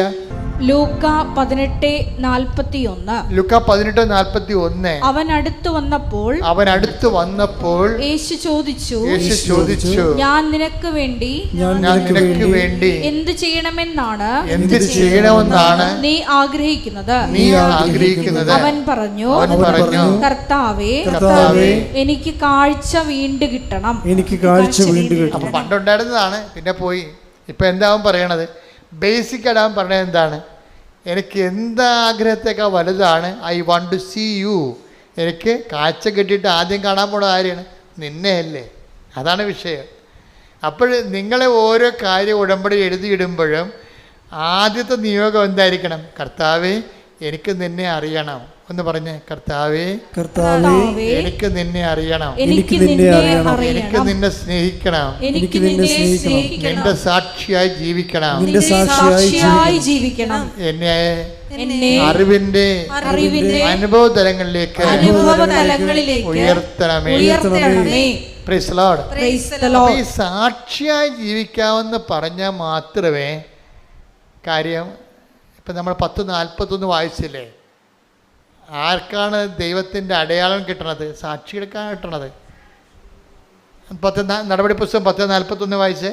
അപ്പോസ്തല പ്രവർത്തനങ്ങൾ 10:41.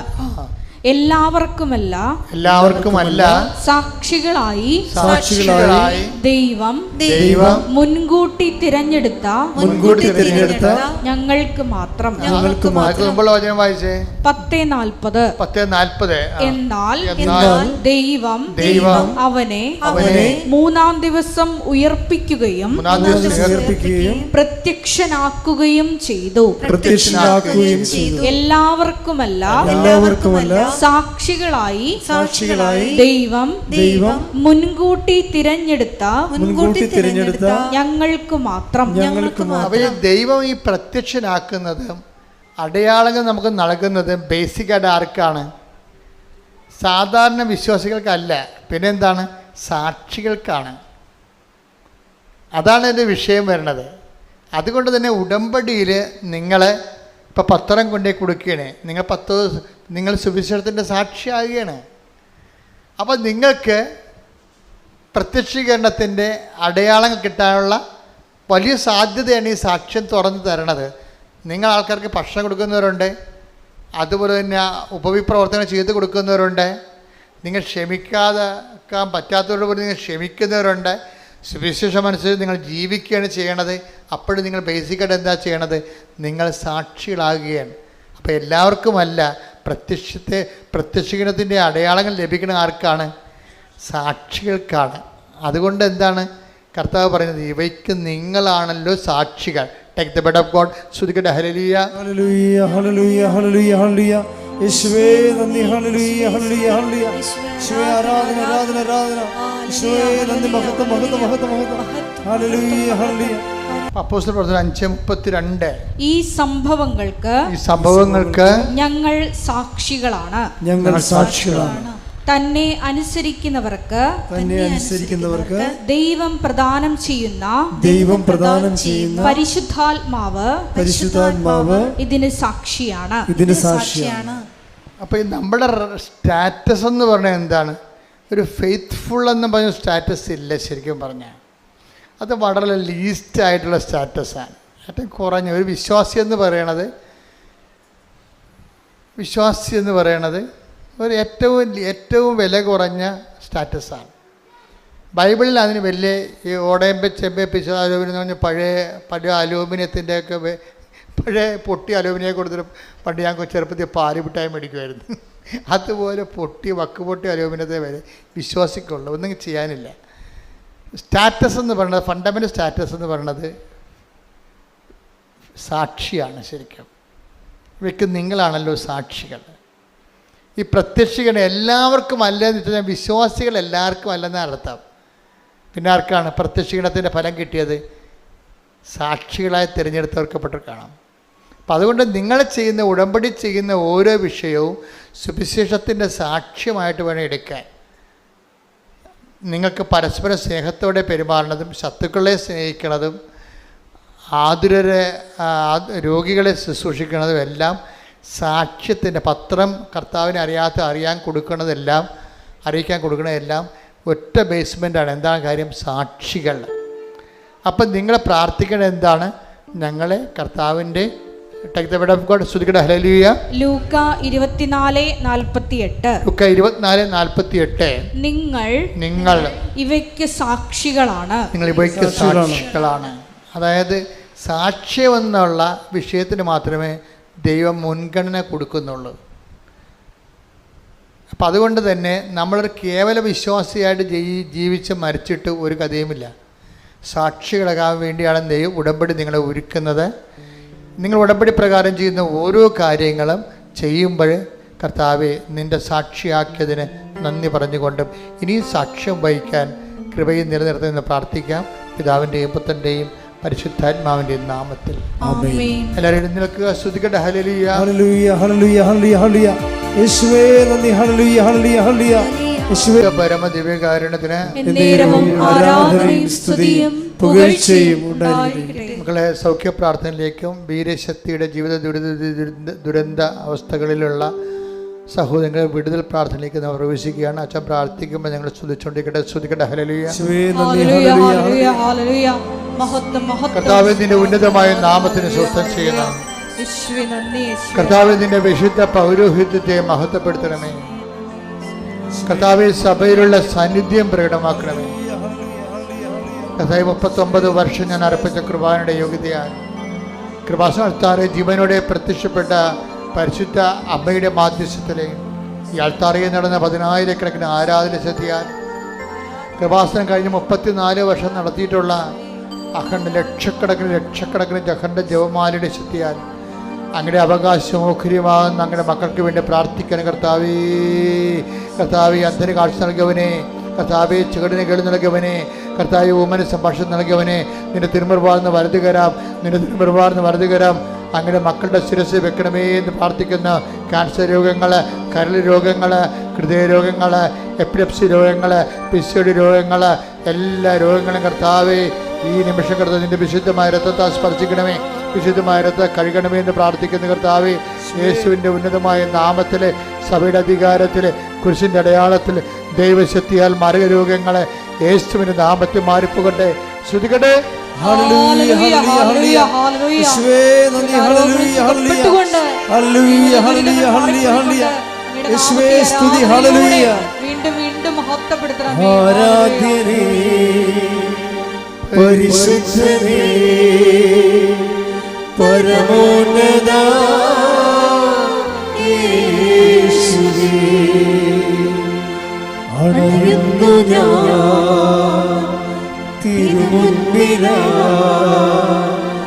അറിവോടെ നോക്കണമേ. എൻ്റെ പ്രിയപ്പെട്ട കുടുംബ സമാധാനം ഇല്ലാത്തവർക്ക് വേണ്ടി പ്രാർത്ഥിക്കുകയാണ്. ഭാര്യാഭർത്താക്കന്മാരിൽ നിന്ന് പിരിഞ്ഞു താമസിക്കുന്നവരെ, ഒരുമിച്ച് ജീവിക്കാൻ ആഗ്രഹിക്കുന്നവരെ, കടകമ്പോളങ്ങൾ കൊണ്ട് ജീവിതം, അതുപോലെ തന്നെ ചെറിയ ചെറിയ ഉപത്തൊഴിലുകളൊക്കെ ചെയ്തുകൊണ്ട് അന്നു വേണ്ട ആഹാരത്തിന് വേണ്ടി പരിശ്രമിക്കുന്നവരെ, അങ്ങനെ അവരുടെ ജീവിത മാർഗങ്ങൾ മുട്ടിപ്പോകുന്നവരെ, അങ്ങനെ എല്ലാവരെയും ഓർത്തുകൊണ്ട് പ്രാർത്ഥിക്കുന്ന കർത്താവേ, കുഞ്ഞുങ്ങളെ ഓർത്ത് പ്രാർത്ഥിക്കുന്ന, സ്കൂൾ കുഞ്ഞുങ്ങളെ പരീക്ഷ കഴിഞ്ഞവരെ ഓർത്ത് പ്രാർത്ഥിക്കുന്ന, അവരുടെ പരീക്ഷകളിൽ കർത്താവ് ഉന്നതമായ വിജയം കൈവരിച്ചുകൊണ്ട് അവർക്ക് ഉന്നതമായ ഭാവി വിദ്യാഭ്യാസം ഭാസ്വരമാക്കുന്നതിന് വേണ്ടി പ്രാർത്ഥിക്കുന്ന ശ്രുതികടെ കർത്താവിൻ്റെ ഉന്നതമായ നാമം. കർത്താവേ, നിൻ്റെ വിശുദ്ധ പൗരോഹിത്യത്തെ മഹത്വപ്പെടുത്തണമേ. കർത്താവേ, സഭയിലുള്ള സാന്നിധ്യം പ്രകടമാക്കണമേ. അമ്മേ, പരിശുദ്ധമ്മ ദേവമാതാവേ, കൃപാസ്ഥാനത്താറെ ജീവനോടെ പ്രത്യക്ഷപ്പെട്ട പരിശുദ്ധ അമ്മയുടെ മാധ്യസ്ഥത്തിൽ കർത്താവെ, ഇപ്പോൾ പ്രാർത്ഥിക്കുന്ന ഈ ഓൺലൈനിലുള്ളവരെയും വൃത്താടത്തിരിക്കുന്നവർക്ക് വേണ്ടി പ്രാർത്ഥിക്കുന്നു, ജോലി ഇല്ലാത്തവർക്ക് വേണ്ടി പ്രാർത്ഥിക്കുന്നു, ജോലി തടഞ്ഞവർക്ക് വേണ്ടി പ്രാർത്ഥിക്കുന്നു, ജോലി നഷ്ടപ്പെട്ടവർക്ക് വേണ്ടി പ്രാർത്ഥിക്കുന്നു, പിരിച്ചുവിട്ടവർക്ക് വേണ്ടി പ്രാർത്ഥിക്കുന്നു, സസ്പെൻഷനിലായവർക്ക് വേണ്ടി പ്രാർത്ഥിക്കുന്നു, അവർ തിരികെ എടുക്കുന്നതിന് വേണ്ടി പ്രാർത്ഥിക്കുന്നു, ദൈവത്തിൻ്റെ ഭവന രഹിത ഓർത്ത് പ്രാർത്ഥിക്കുന്നു, വഴിയില്ലാത്തവരെ ഓർത്ത് പ്രാർത്ഥിക്കുന്നു, കർത്താവെ ലോൺ പാസ്സാകാത്തവരെ സംബന്ധിച്ച് പ്രാർത്ഥിക്കുന്നു, സാമ്പത്തിക ബാധ്യതകളും ജപ്തി നടപടികളും നേരിടുന്നവരെ സ്ഥിതി പ്രാർത്ഥിക്കുന്നു, കുടുംബത്തിൽ വഴക്കുകൾ, കലഹങ്ങൾ, കോലാഹലങ്ങൾ മൂലം സമാധാനം നഷ്ടപ്പെട്ടവർക്ക് വേണ്ടി കരുത, കണ്ണീരില്ലാത്ത, ചോറുണ്ണാൻ പറ്റാത്ത രീതിയിൽ വെണ്ണീരോടെ ജീവിക്കുന്നവർക്ക് വേണ്ടി പ്രാർത്ഥിക്കുന്നു. എൻ്റെ കർത്താവ് അയൽവാസികളുടെ ഭിന്നതയും രൂക്ഷമായ മത്സരങ്ങളും കാരണം സമാധാനം നഷ്ടപ്പെട്ടവർക്ക് വേണ്ടി പ്രാർത്ഥിക്കുന്നു. എൻ്റെ കർത്താവിൻ്റെ ഉന്നതമായ നാമത്തിൽ സഭയുടെ അധികാരത്തിൽ കുരിശിൻ്റെ അടയാളം ദൈവശക്തിയാൽ മാർഗരോഗങ്ങൾ തീരാ വേദികൾ യേശുവിന്റെ നാമത്തിൽ മാറിപ്പോകട്ടെ. ശ്രുതികട്ടെ. ഹല്ലേലൂയ ഹല്ലേലൂയ ഹല്ലേലൂയ ഹല്ലേലൂയ യേശുവേ നന്ദി. ഹല്ലേലൂയ ആരാധ്യനേ, പരിശുദ്ധനേ, പരമോന്നത യേശുവേ, അണയുന്നു ഞാൻ തിരുമുൻപിലാ, അറിവോടെ നോക്കണമേ. എൻ്റെ മക്കളെ, വ്യത്യസ്ത യാത്രയുമായി ബന്ധപ്പെട്ട് വരുന്ന വിഷയങ്ങൾ, യാത്രാരേഖയുമായി ബന്ധപ്പെട്ട് വരുന്ന വിഷയങ്ങൾ, കോടതി കേസുകൾ, അതിർത്തി തർക്കങ്ങൾ, ആഭിചാര ഭയങ്ങൾ, വൈവാഹിക തടസ്സങ്ങൾ, മക്കളില്ലാത്ത അവസ്ഥകൾ, മാറാത്ത രോഗങ്ങൾ, കുഞ്ഞുങ്ങളുടെ പലതരത്തിലുള്ള രോഗങ്ങൾ, ഇങ്ങനെ എല്ലാ മേഖലകളിലും കളഞ്ഞുപോയ വസ്തുക്കൾ, ചതിക്കപ്പെട്ടും വഞ്ചിക്കപ്പെട്ടും അന്യൻ്റെ കയ്യിലാക്കി അന്യാധീനപ്പെട്ടു പോയ സ്വത്തുക്കൾ, ഇങ്ങനെ ഓരോ മേഖലകളിലെ വിഷമം അനുഭവിക്കുന്നവരെ ഇടിമുഴക്കം പരിശോധിക്കട്ടെ. കർത്താവിൻ്റെ വിശുദ്ധ പൗരോഹിത്യത്തെ മഹത്വപ്പെടുത്തണമേ. കർത്താവ് സഭയിലുള്ള സാന്നിധ്യം പ്രകടമാക്കണമേ. എൻ്റെ കർത്താവിൻ്റെ ഉന്നതമായ നാമത്തിൽ സഭയുടെ അധികാരത്തിൽ കുരിശിൻ്റെ അടയാളത്തിൽ ദൈവത്തിൻ്റെ ശക്തിയായി ഞാൻ എല്ലാ മക്കൾക്ക് വേണ്ടി പ്രാർത്ഥിക്കുന്ന കർത്താവെ, ജീവിതമാർഗം മുടിഞ്ഞു നിറച്ചു പോയൊരു കർത്താവെ, അതുപോലെ തന്നെ പലതരത്തിലുള്ള കുരുക്കുകൾ, സാമ്പത്തിക കുരുക്കളിൽ അകപ്പെട്ടിരിക്കുന്നവർ, അന്യാധീനപ്പെട്ട സ്വത്തുകൾ, അതുപോലെ തന്നെ ജീവിത ദുരിതങ്ങളിൽ കർത്താവ് വെച്ച പദ്ധതികൾ, ആഗ്രഹിച്ച രീതികളിൽ വന്ന പോരായ്മകൾ, പാളിച്ചകൾ, വിചാരിച്ച പോലെ കാര്യങ്ങൾ നടക്കാത്ത രീതിയിൽ കർത്താവ് പെട്ടെന്ന് എല്ലാത്തിനും പാളിച്ച വന്ന പോലെ ജീവിതത്തിൽ എന്ത് ചെയ്യണമെന്ന് അറിയാൻ പാടാതെ അന്തം വിട്ട് നിൽക്കുന്നവരുടെ മേൽ കർത്താവിൻ്റെ കരുണ ചൊരിയുകയും ഈ ഒറ്റ പ്രാർത്ഥന കൊണ്ട് ദൈവത്തിൻ്റെ കരുണ അവർ ആവശ്യിക്കാൻ, സാക്ഷ്യം പറയാൻ അവർ പ്രാപ്തരാക്കുകയും ചെയ്യുമാറാവട്ടെ. സ്തുതികട്ടെ.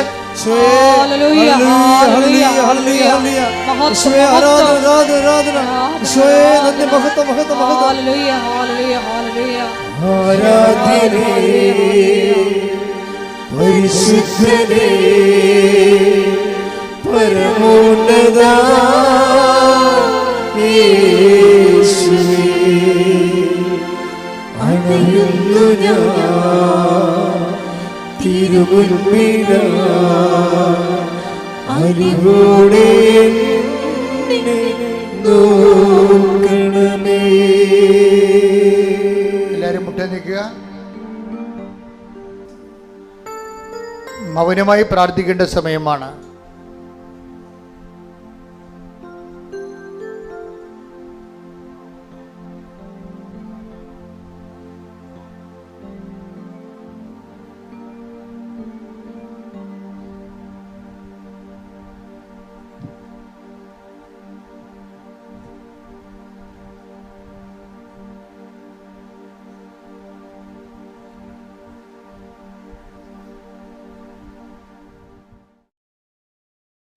ഒരിക്കൽ കൂടി മരിയൻ ഉടമ്പടിയിൽ സമർപ്പിച്ചിരിക്കുന്ന എല്ലാ വിഷയങ്ങളും ദേവമാതാവിൻ്റെ മധ്യസ്ഥയിൽ ദിവ്യകാരുണ്യ സന്നിധിയിൽ സമർപ്പിച്ച് നമുക്കൊരു നിമിഷം മൗനമായിട്ട് പ്രാർത്ഥിക്കാം. ഈശോയെ പുനരുദ്ധാനത്തിന് സാക്ഷ്യം വഹിച്ചുകൊണ്ട് ക്രിസ്തുവിനോടുകൂടി ഉയർപ്പിക്കപ്പെട്ടെങ്കിൽ അവിടുത്തെ വലതുവശത്ത് ഉപവിഷ്ടനായിരിക്കുന്ന പിതാവായ ദൈവത്തിൻ്റെ ഉന്നതത്തിലെ കാര്യങ്ങൾ അന്വേഷിക്കുവാൻ ഈ ആരാധനയിലൂടെ ഞങ്ങൾക്ക് പ്രത്യേക അഭിഷേകം നൽകണമേ എന്ന് നമുക്കൊരു നിമിഷം പ്രാർത്ഥിക്കാം. തീവ്ര വേദനയുടെ സമയത്ത് ഗത്സമനേരിൽ ഈശോ കൂടുതൽ തീക്ഷ്ണമായി പ്രാർത്ഥിച്ചതുപോലെ ഈശോയെ ഞങ്ങളുടെ ജീവിതത്തിൻ്റെ ക്ലേശകാലങ്ങളിലും കൂടുതൽ തീക്ഷ്ണമായി പ്രേക്ഷിത കാരുണ്യ പ്രവർത്തനങ്ങൾ ചെയ്ത് കൃപയിൽ നിന്നുകൊണ്ട് ദൈവശക്തി കരയേറ്റുവാൻ ഈ ആരാധനയിലൂടെ ഞങ്ങൾക്ക് അധിക അഭിഷേകം നൽകണമേ എന്ന് പ്രാർത്ഥിച്ചുകൊണ്ട് ശിരസ് നമിച്ച് നമുക്ക് ദിവ്യകാരുണ്യനാഥൻ്റെ ആശീർവാദം സ്വീകരിക്കാം.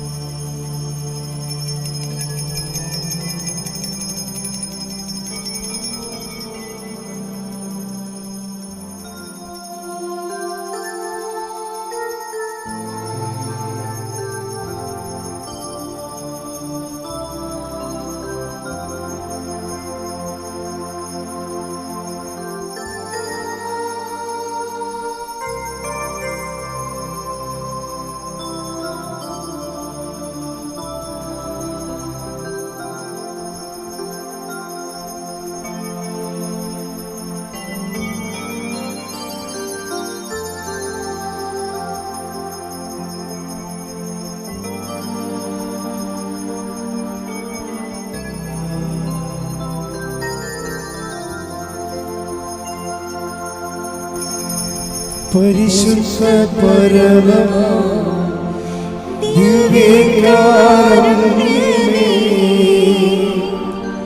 എന്നുമെന്നും അങ്ങേക്ക് ആരാധന.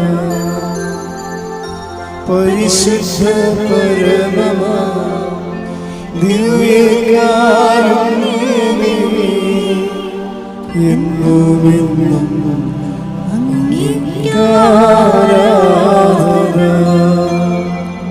പരിശുദ്ധ പരമ ദിവ്യകാരുണ്യമേ, എന്നുമെന്നും അങ്ങേക്ക് ആരാധന.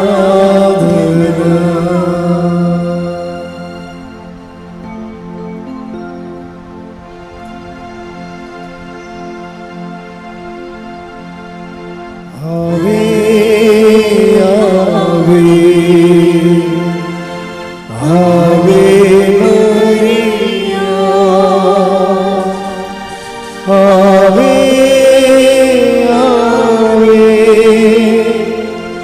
Ave Maria